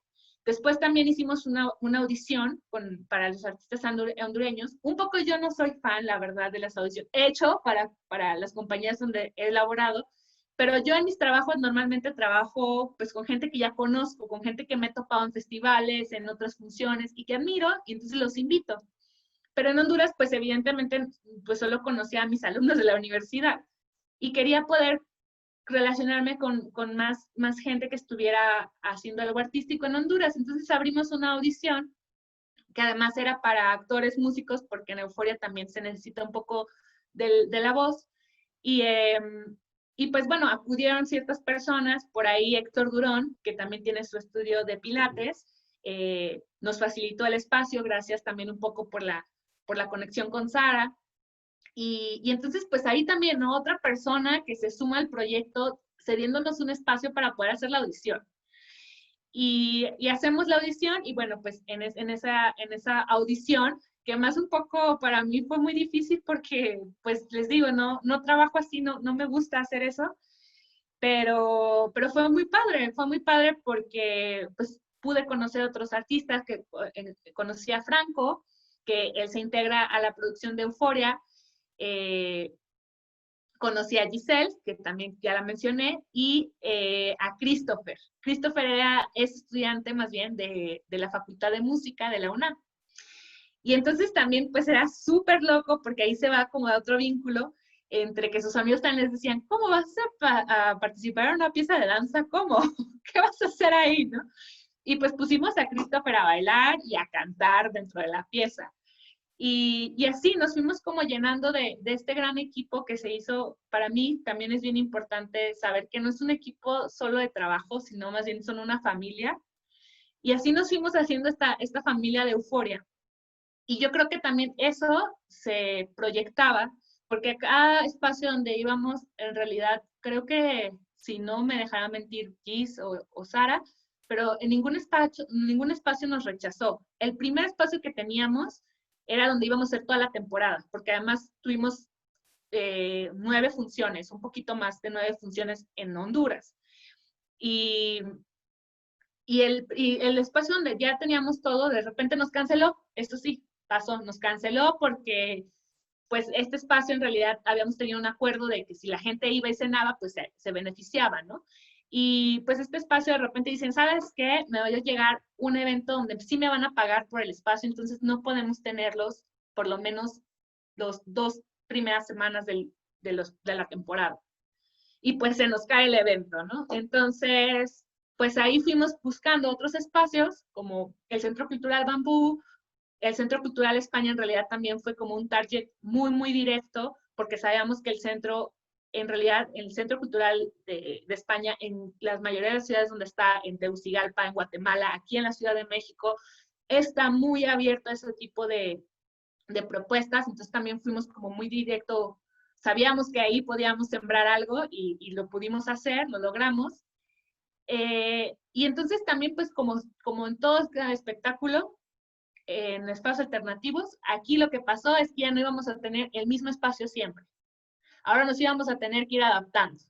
Entonces nos adaptamos al Centro Cultural de España, pusimos toda una cuestión técnica ahí. Entonces llegábamos, Gerardo y yo, hacíamos el scouting y entonces decidíamos, ¿no? Esta escena y el recorrido de la gente va a ser pa. ¿Cómo ves? No, pues sí, no, pues ¿sabes qué? Aquí no, porque las bengalas, ¿no? Pueden quemar tal cosa. Ok, bueno, entonces cambiamos otra vez. Y cada vez íbamos como reformulando la ruta de la pieza, ¿no? Y eso también era muy padre porque al mismo tiempo la obra para los creadores escénicos, para Gis, para Franco, para Christopher, pues tenía que estar bien segura. Cada escena tenía que estar súper como con confianza para poderla ir jugando ahora, decirle, ahora ¿sabes qué? Me recuerdo a Gis que nosotras hacíamos un dueto en Glens Bar. Para los que han ido a Glens Bar de Honduras, pues tiene como una concha acústica, ¿no? Que normalmente hacen stand-up. Y entonces entras a Glens y tiene como ¿qué será? Como ¿cómo se llama? Pasillo para esta concha. Y a la vuelta tenía como un río, como una pecera, ¿no? Pero hecha en el suelo, muy, muy, muy bonita. Y entonces, pues nosotros cuando hicimos el diseño de la ruta del espacio, pues metimos 2 mesas al estanque. Era un estanque, al estanque, ¿no? Y entonces Gis y yo bailábamos en las mesas, incrustadas en el estanque, en unas mesas súper chiquititas que en realidad la escena no estaba construida así en un principio y nos teníamos que adaptar porque si no, además, pues nos caíamos, ¿no? al estanque de 20 centímetros de alto, pues, pero nos mojábamos. Y se iba a ver, además, como un fallo técnico. Entonces, eso también es otra de las cosas de los espacios, que tienes que tener vuelvo, repito, esa habilidad y esa intuición de decir, ok, ¿cómo me voy a acomodar? Y al mismo tiempo de ser muy flexible con tu trabajo y con el de tus compañeros, porque todos nos tenemos que adaptar, no es que uno no quiera, ¿no? O sea, en un momento dado alguien puede decirte, ¿sabes qué? Yo no me voy a subir ahí. Y entonces, pues, todos tenemos que tener un acuerdo, ¿no? De lo que vamos a hacer y cómo lo vamos a hacer. Entonces, en esta casa de cultura, ay, Gis, por favor, acuérdame, en el otro espacio donde estuvimos, por ejemplo. Nómada. ¿Cómo? Nómada. Casa Nómada, Nómada. en la Casa Cultural Nómada. Sí, sí, sí, que está enfrente del Centro Cultural España. Por ejemplo, ahí dividimos, ¿no? La gente en esta misma escena de Gis y yo, que era un dueto, una se metió en un cuarto, la otra en el otro, y dividimos a la gente. Entonces, la gente nunca supo qué pasó en el otro cuarto, aunque en realidad era prácticamente la escena dividida, ¿no? Como si tú lo ves en el cine, y como en el Zoom, ¿no? Ahora que divides estas pantallas. Entonces, sí, pues eso, o sea, para mí la verdad es que creo que más que un problema esto de adaptarse a los espacios, a mí me ha gustado mucho y creo que nunca lo he visto como un problema. Sí es un dolor de cabeza a veces por la parte técnica, que si las extensiones, que si, por ejemplo, en lo de Canadá, eh, la cárcel pues no tenía extensiones, no había tomas de luz en todos lados. Entonces tuvimos que contratar 720 metros de extensión, que en realidad nos sacábamos las extensiones de toda la gente que rentaba extensiones en San Luis, y nos faltaban 15 metros que tuvimos que pedirles prestados a unos señores gruperos que tocaban en la plaza. Y gracias a Dios, esos señores muy amablemente nos los rentaron por 2 pesos y poner, pudimos poner todo el cableado eléctrico que la producción necesitaba. Entonces, eso sí a veces es un dolor de cabeza, pero, pero yo creo que sí vale mucho el riesgo. Nunca lo he visto como un problema o como que también hay uno que aferrarse, ¿no? Si de pronto uno dijera, no, pues no se va a poder porque no se puede, porque me dijeron, pues uno se quedaría sin hacer nada en este tipo de espacios. También hay mucho que negociar con la gente, porque cuando llegas no se imaginan nada de lo que les estás platicando. Se imaginan muchas cosas y la mayoría de la gente a veces se imagina lo peor, además, ¿no? Entonces, pues de entrada ahí también hay que ser como muy negociador, ¿no? Y también muy claro, decir, es esto de esta manera y por esta razón. Creo que también es bien importante como artistas explicarles las razones, compartírselas, ¿no? No solo como en esta postura bueno, yo aquí vengo a crear mi obra, sino más bien el por qué decido que es con tu espacio. Creo que ahí también es un punto bien importante. Y háblanos de tu experiencia en Honduras con los hondureños. Ay, pues, ¿qué les puedo decir? ¿Qué les puedo decir que ustedes no conozcan ya? La verdad y nada más que la verdad. ¿Cómo? La verdad y nada más que la verdad. Pues fue muy padre. Yo, la verdad es que estoy muy agradecida con Honduras porque ay, mis niños. No, fue una experiencia muy, muy padre, pero les voy a contextualizar. Unos meses antes de irme a Honduras, yo llego a Honduras en enero del 2018. Yo estaba audicionando para la compañía nacional que les comentaba, el CEPRODAC, en ese momento. Y justo en esa audición me desgarro el psoas. Entonces, pues en ese momento yo estaba teniendo en finales del 2017 una vida artística muy activa aquí en la Ciudad de México. Estaba bailando con varias compañías emergentes, otros ya como grandes coreógrafos. Y de repente pasa esto y pues claro que me desanimo muchísimo. Y de repente también al mismo tiempo me llega este correo de la maestra Norma Zambrana, que evidentemente pues tengo que mencionar, pero me llega este correo también porque un año antes, Clarisa, que era también parte del equipo de la universidad junto con la maestra Norma Zambrana, un año antes ella me había dicho, oye, yo tengo que ir a Costa Rica y porque tengo que estudiar mi máster, entonces ahorita también hay una posibilidad de traer a le llaman experto internacional. A mí me da muchísima pena decir fui como experta internacional, ¿no? Pero ese era como el nombramiento. Y entonces Clarisa me explica y me habla de Honduras y me dice, mira, están estos chicos, bla, bla, bla. También una parte bien importante, estamos haciendo el proyecto para la creación de la licenciatura en danza, que ya nos urge que esto avance. Y pues necesitamos una persona que un poco pues nos traiga información nueva y también nos ayude a fortalecer este proyecto, ¿no? Entonces, en ese momento yo apenas venía a la Ciudad de México y en ese momento, cuando llego a la Ciudad de México, me agarra esta compañía de Vicente Silva y me agarran para la oportunidad de irnos a Francia. También estuve en Francia. Y nos vamos en coproducción con una compañía francesa, con Bon Magnet, que es una, más bien compañía, es teatro, música y danza. Y la universidad en ese entonces había tardado en dar los resultados. Y entonces a mí me dan este trabajo en México con esta compañía, con la oportunidad de ir a Francia y además de bailar por primera vez en el Palacio de Bellas Artes. Y la universidad un mes después me dice, ya estamos listos, sí te aceptamos. Entonces fue como, ya no puedo echarme para atrás, ¿no? Y entonces, pues bueno, en ese momento pues le digo a Clarisa, no puedo irme, no puedo irme. En este momento también al mismo tiempo yo tenía que pagar cuentas, tenía que pagar renta, tenía que pagar alimentación, entonces también parte de este proyecto que tomo, pues también era para sobrevivir, ¿no? Como artista. Y entonces, pues nada, pues pasa, me dice, ok, bueno, pues vamos a ver si se puede más adelante.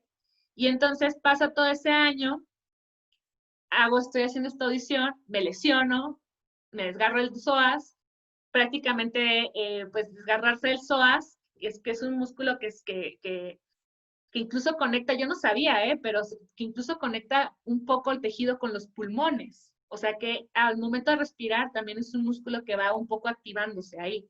Es un músculo vital. Y pues nada, pues no puedo caminar prácticamente. Y me llega entonces el correo de la maestra Norma Zambrana diciéndome que, pues que están viendo la posibilidad de que yo pueda ir en el 2018 y que si hay posibilidad o no de que vaya, ¿no? Como ya un poco, evidentemente también ya había pasado mucho tiempo, entonces también ellos necesitaban saber, ¿no? ¿Qué pasaba? Y si no, pues darle la oportunidad a alguien más. Y en ese momento pasa esta oración y me llega el correo y digo, vámonos a Honduras. No puedo hacer más como bailarina, no me puedo sostener económicamente en mi país bailando y tampoco puedo quedarme en el mismo espacio en la Ciudad de México viendo cómo mi carrera, pues, quién sabe qué va a suceder. ¿No? A lo mejor pueda volver a bailar, a lo mejor no. Y entonces cuando llego a Honduras, la verdad es que fue una experiencia, por eso repito, muy, muy enriquecedora, porque me enseñó justo que todo lo que vivimos es para compartirse, ¿no? Yo creo que antes de eso estaba muy preocupada como, ¿qué voy a hacer cada año, no? ¿Qué más voy a buscar? ¿Ahora qué voy a producir? ¿Ahora qué voy a crear? ¿Ahora con quién quiero bailar? Y estaba muy centrada pues en mi desarrollo. Pero cuando llego allá y me doy cuenta que hay estos chicos maravillosos, ahí voy a llorar, pero estos chicos maravillosos que están ahí también deseosos de saber, deseosos de experimentar, pues me doy cuenta que hay que compartir, que si uno está construyéndose nada más para sí mismo, pues es muy poco, ¿no? Y entonces llego con la maestra Norma y me encuentro con Gerardo también, y me encuentro con estos chicos y empezamos a trabajar. Y un poco ahí también la cosa es que, pues, yo siempre he pensado o siempre he querido tener el respeto de llegar y un poco también saber quiénes son estas personas y qué necesitan. Entonces yo hice un plan en el que la universidad me decía, bueno, ok, vamos a hacer montajes coreográficos, ¿no? Para que queden como repertorio del grupo una danza, tienes que eh, trabajar con el equipo que está desarrollando el proyecto de la licenciatura, que encabeza la maestra Norma Zambrana, que Clarisa había tenido también muchos años también trabajando ahí, Gerardo Chávez, Carmen Flores, que era la maestra de folclore, ¿no? Del área de folclore, la jefa de folclore, que también es una gran persona y fue una gran maravilla encontrármela. Y pues nada, empezamos también a darle un poco rumbo a eso y también el momento de dar las clases de las optativas, ¿no? Según yo estoy diciendo que así es, también corríjanme si estoy mal, pero estas clases optativas de arte que tienen, pues también me empezó a abrir como otras perspectivas, ¿no? Como, ¿qué pasa con la gente que, por ejemplo, yo con la danza tuve una relación desde muy niña, ¿no? Pero había gente a veces en las clases que nunca había tenido una relación con su cuerpo. Yo no digo con la danza, ¿no? Con su mismo cuerpo.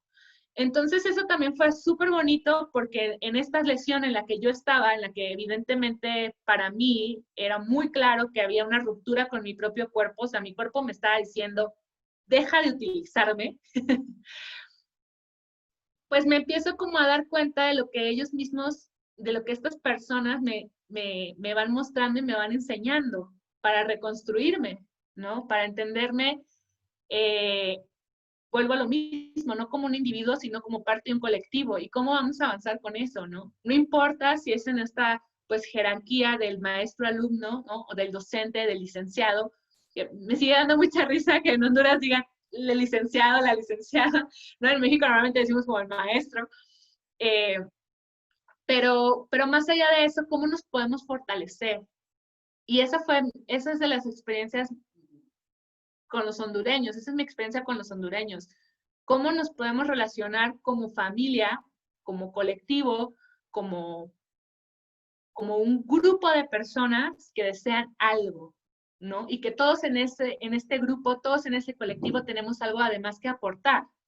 No importa realmente de dónde vengas, ese de dónde vienes, ese es lo que cuenta, porque esa información no la va a tener nadie, no la va a tener ni Obama, que se dice acá en México, ¿no? Como en el meme, ¿no? Entonces, eso también me permitió, pues, hacer como muy buenas amistades, creo yo, y me fue permitiendo que también ellos me quisieran mostrar su país, y eso también era bien, bien, bien lindo, ¿no? De repente había alguien que me decía, no, pero mira, tienes que ir a Copán y tienes que ver todas esas maravillas, ¿no? Y entonces ahí también viene una cosa que me pasó con Honduras, que fue darme cuenta de la relación tan estrecha que existe entre México y Honduras, que yo no me había dado cuenta, porque no, pues no, nunca me había imaginado que yo iba a vivir en Honduras, ni que iba a conocer a grandes amigos hondureños en mi vida, ¿no?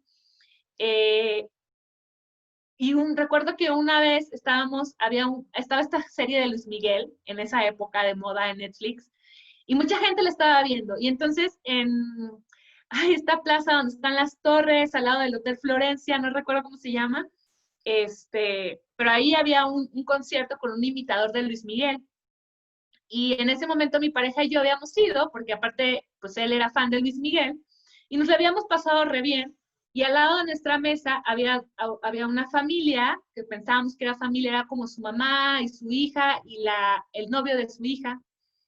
Y entonces mi pareja empieza como a relacionarse, porque aparte Oscar siempre fue muy social y también fue un gran ayuda de poder conocer más gente en Honduras. Y entonces el chavo nos dice, yo estoy muy agradecido con los mexicanos porque cuando mi hermano viajó a la frontera, fue una mexicana la que le dio un Gatorade y le salvó la vida. Y hasta el momento son palabras que no voy a olvidar, que me pareció muy fuerte, que me marcaron muchísimo y que justo en esta cuestión de colectivo y sobre todo hablando de un Latinoamérica o de un México-Centroamérica, me quedó claro que también había que fortalecer desde donde yo pudiera hacerlo, si era a través de la danza, pues bueno, pero tenía que fortalecer de alguna manera, ese vínculo, ¿no? Y así como él se sentía tan agradecido de este Gatorade en el desierto, yo también me sentía tan agradecida de esta oportunidad de estarme reconstruyendo y con una comunidad de gente que tiene otras prácticas, ¿no? Que tiene otra cultura, que tiene otro humor, que tiene otras fiestas, pero que a partir de eso, desconocido según yo, que era para mí, a partir de eso me fueron ayudando a reconstruirme, ¿no? Entonces, mi relación con los hondureños es eso, es parte que es como una pieza, ¿no? De mi transformer como persona. Eh, pues eso, creo que eso es lo que tendría que decir de muchas cosas que seguramente no recuerdo en este momento porque fueron muchas cosas las que viví, eh, pero sí un poco también mi idea de estar allá en cuanto a la danza, pues era dejar las mayores herramientas que yo pudiera tener para que ellos pudieran seguir avanzando en la danza, ¿no? Entonces, con el grupo de una danza hicimos también que ellos hicieran sus propias coreografías, ¿no? Hicimos un taller coreográfico. También hicimos una modificación al espacio, ¿no? Ahí recaudamos fondo, hacíamos en el salón, proyectábamos películas de danza, películas, justamente ahora que se hablaba del teatro invisible, proyectábamos, por ejemplo, Noviembre, ¿no? Con estas intervenciones en espacios públicos. Y entonces recaudamos fondos y fuimos haciéndole como mejoras al espacio y al mismo tiempo también, al final esos mismos fondos ayudaron para que no es cierto, una persona solamente, pero fueron dos al final, de los alumnos, fuéramos a Guatemala a un encuentro de danza, ¿no? Como también a empezar a decir, bueno, cómo ustedes también van a ir generándose sus propias estrategias, ¿no? ¿A quiénes tienen al lado? Aquí a Salvador, a Guatemala, bla, bla, bla, ¿no? Y evidentemente eso es algo que seguramente 100% seguro ya se hacía, pero pues yo quería dejarles a mis alumnos como esta parte, como ir coacheando un poco esos procesos, no decir, no pasa nada, o sea, sí, la danza a veces pareciera que es ingrata como todo el arte en la cuestión económica, pero hay estrategias de financiamiento. Nos podemos organizar todos para que, sí, a lo mejor éramos 15, no más recuerdo al final del año, éramos 15, 18 personas en el grupo de una danza. Decimos, bueno, ok, no vamos a poder ir los 18, eso es claro, ¿no? No hay dinero para ir 18, pero uno que vaya va a traer información valiosa a este colectivo. Uno que vaya va a poder enseñarnos nuevas cosas, ¿no? Y entonces ahí también otra vez vuelvo a esto de, pues uno nunca llega solo a ningún lado, ¿no? Evidentemente yo ahorita no podría estar en esta compañía del Centro de Producción de Danza Contemporánea de CEPRODAC, que es pues una de las compañías más importantes en México, si no hubiera estado ayudada y apoyada también de ese año que estuve en Honduras, ¿no? Y de toda la gente que en algún momento ha estado conmigo, más allá de aplaudiéndome, oyendo mis funciones, sino diciéndome, hablándome, compartiéndome, enseñándome. Entonces, pues eso, los hondureños son para mí unos grandes maestros.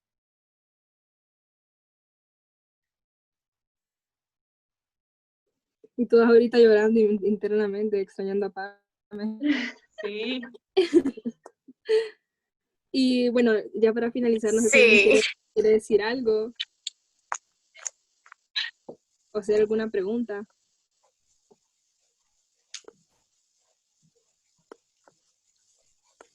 Pame no muerde. Y pueden decirme también que nada de lo que digo lo creen, ¿eh? No me voy a ofender, al contrario. Hola Pamela, buenas noches, es Clarisa. Sí. Hola, Clary. Bueno, yo estoy como muy admirada por todo lo que usted ha hecho y en este poco tiempo quiero agradecerle. Qué bueno que Honduras le sirvió a usted como para también descubrirse, reencontrarse. Y también muchas gracias, ¿verdad? Porque los chicos creo que ellos, hubo un gran cambio, yo lo noté y fue muy bonito también porque creo que sí, siempre valoran, pero valoran aún más este arte y pues es gracias a usted. Así que muchas gracias y gracias por ese corazón tan grande y gracias por aceptar venir a Honduras y por aportar. Y adelante, siga adelante, usted siento que es una gran persona, una excelente bailarina y pues creo que si uno no entrega lo que uno es, no tiene sentido todo eso. Y yo creo que usted tiene mucho sentido en la vida y gracias de verdad por todo el apoyo. Y felicidades porque hizo un trabajo maravilloso. Felicidades. Y perdón que ando un poco ronca. No, muchas gracias a ti, Clary, que, bueno, Clarisa fue quien les comentaba que fue la primera que me dijo ¿qué onda? ¿Vienes o no? Entonces, pues sí, ella fue a través de Eric, de un amigo en común, pero gracias a ti también es que estuve allá, así que también muchísimas gracias por decir, a ver, confiemos en esta muchacha.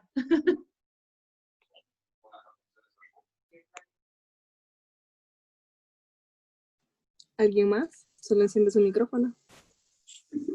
Pame, hola. Te iba a preguntar, yo creo que todos acá nos estamos haciendo la misma pregunta. ¿Vas a regresar o tenés pensado pasar algunas vacaciones o días en Honduras? Pues sí, sí, justo ahora estuve teniendo comunicación hace unos meses con Javier, que era parte del grupo de una danza, y un poco me platicaba como esto de lo que quería lograr, ¿no? Que quería entrar a una escuela de danza, etcétera.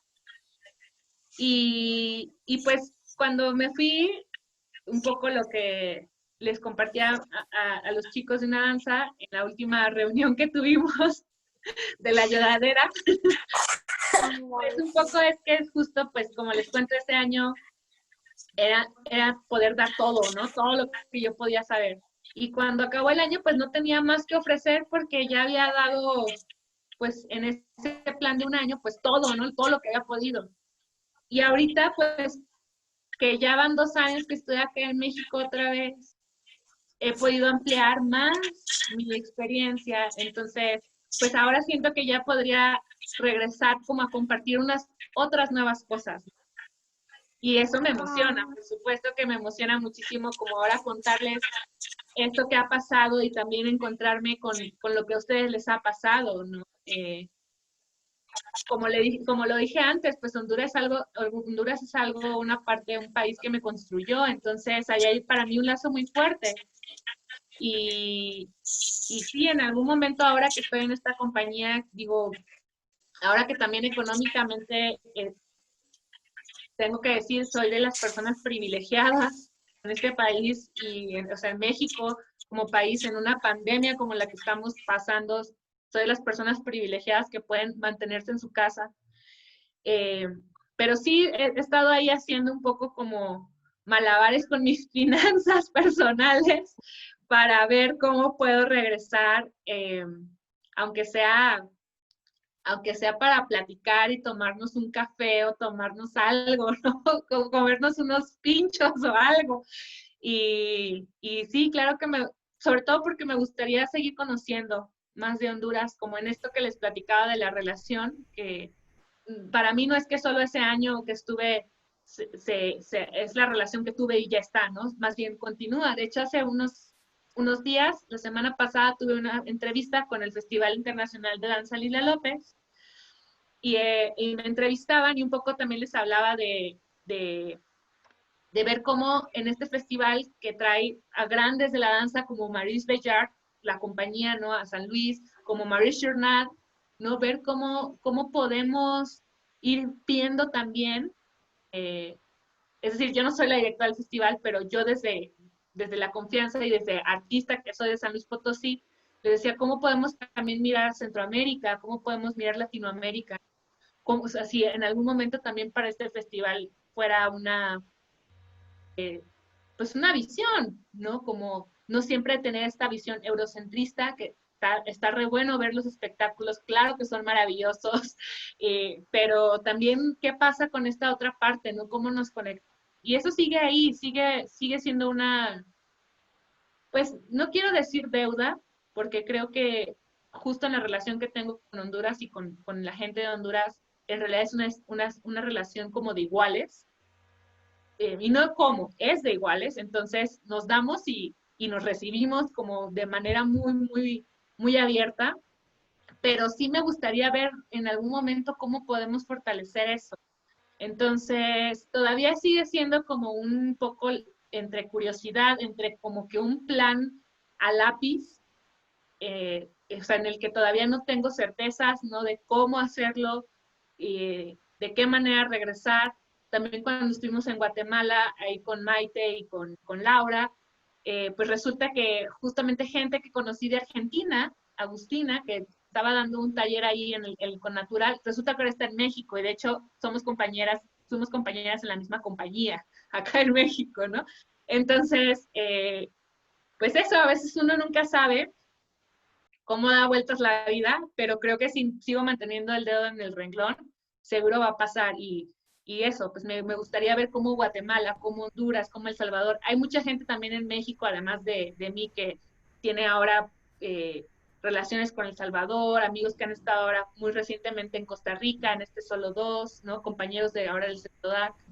Y ahora, bueno, también tengo una gran amiga que es de Costa Rica, Sara Montero, otra gran bailarina, está acá en México residiendo desde hace 12 años. Entonces, creo que por ahí un poco la vida me está dando los ingredientes y creo que ya es cuestión de tiempo y que los recursos se sigan sumando para poder, pues poder hacer la mezcla, ¿no? Poder hacer la comida.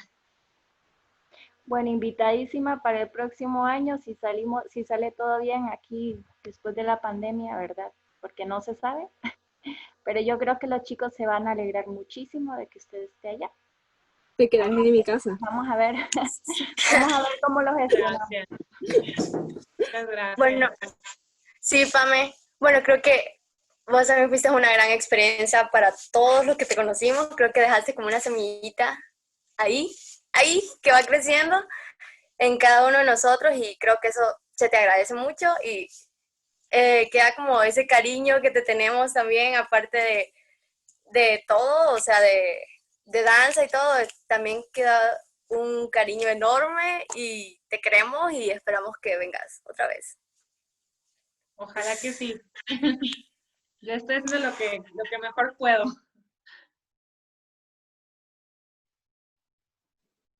Bueno, igual yo quería agradecerte, Pame, aunque no estuve como todo el año en una danza por clases tontas, ¿verdad? Igual yo aprendí un montón de cosas con vos que, o sea, yo siempre me acuerdo de vos, incluso me acuerdo todas las semanas porque yo me quedé con una ropa de Pame, entonces la uso para clases. Aquí está. Okay.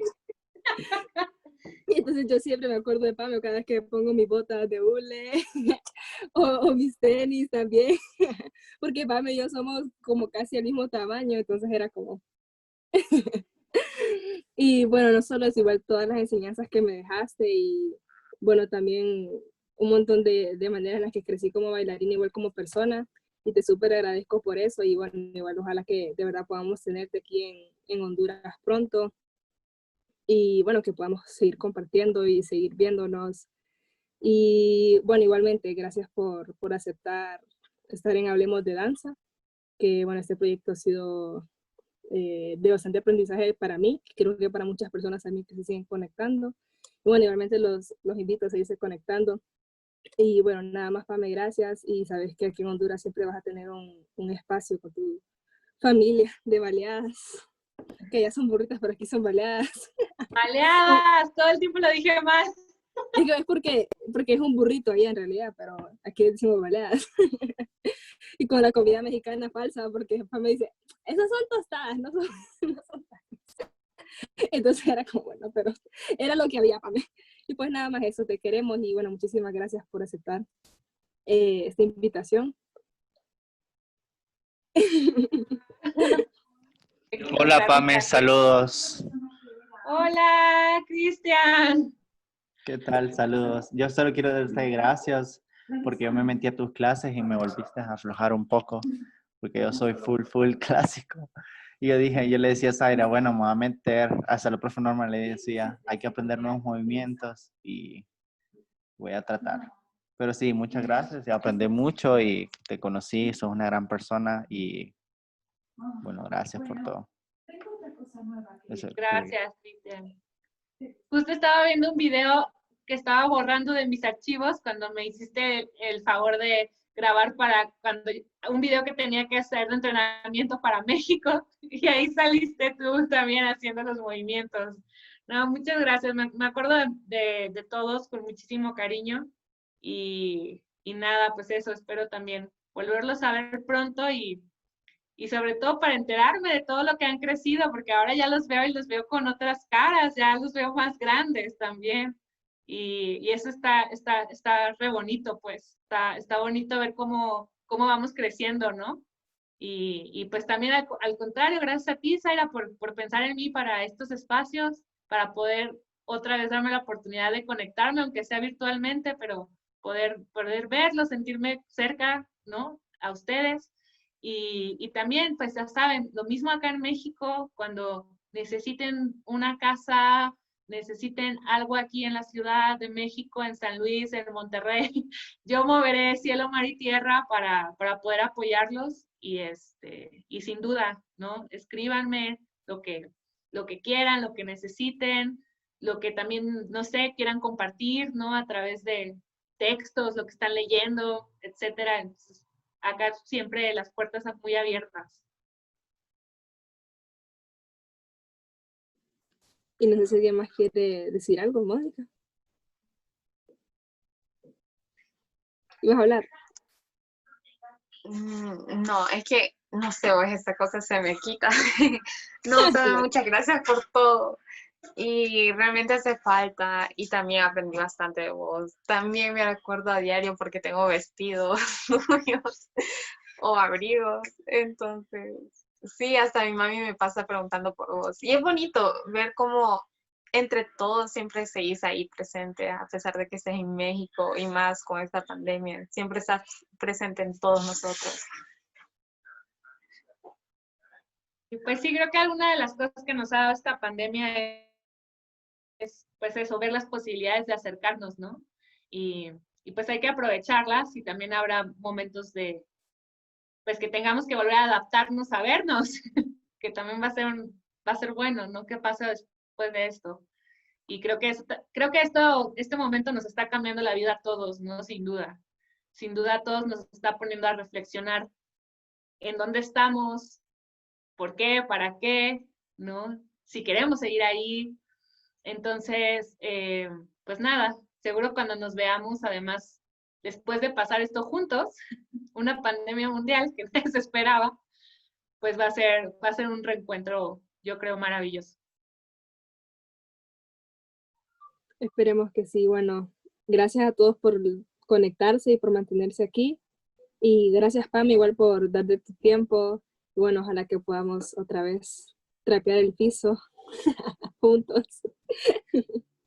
Y bueno, nada más eso, buenas noches. Recuerden que siempre están invitados a los conversatorios de Hablemos de Danza. Siempre se comunican por Instagram, ahora tenemos página de Facebook y también está el canal de YouTube al cual tienen que suscribirse también. Igual este video va a estar en el canal de YouTube después para que lo revisen y o lo compartan con sus amigos o quien se lo haya perdido y nada más.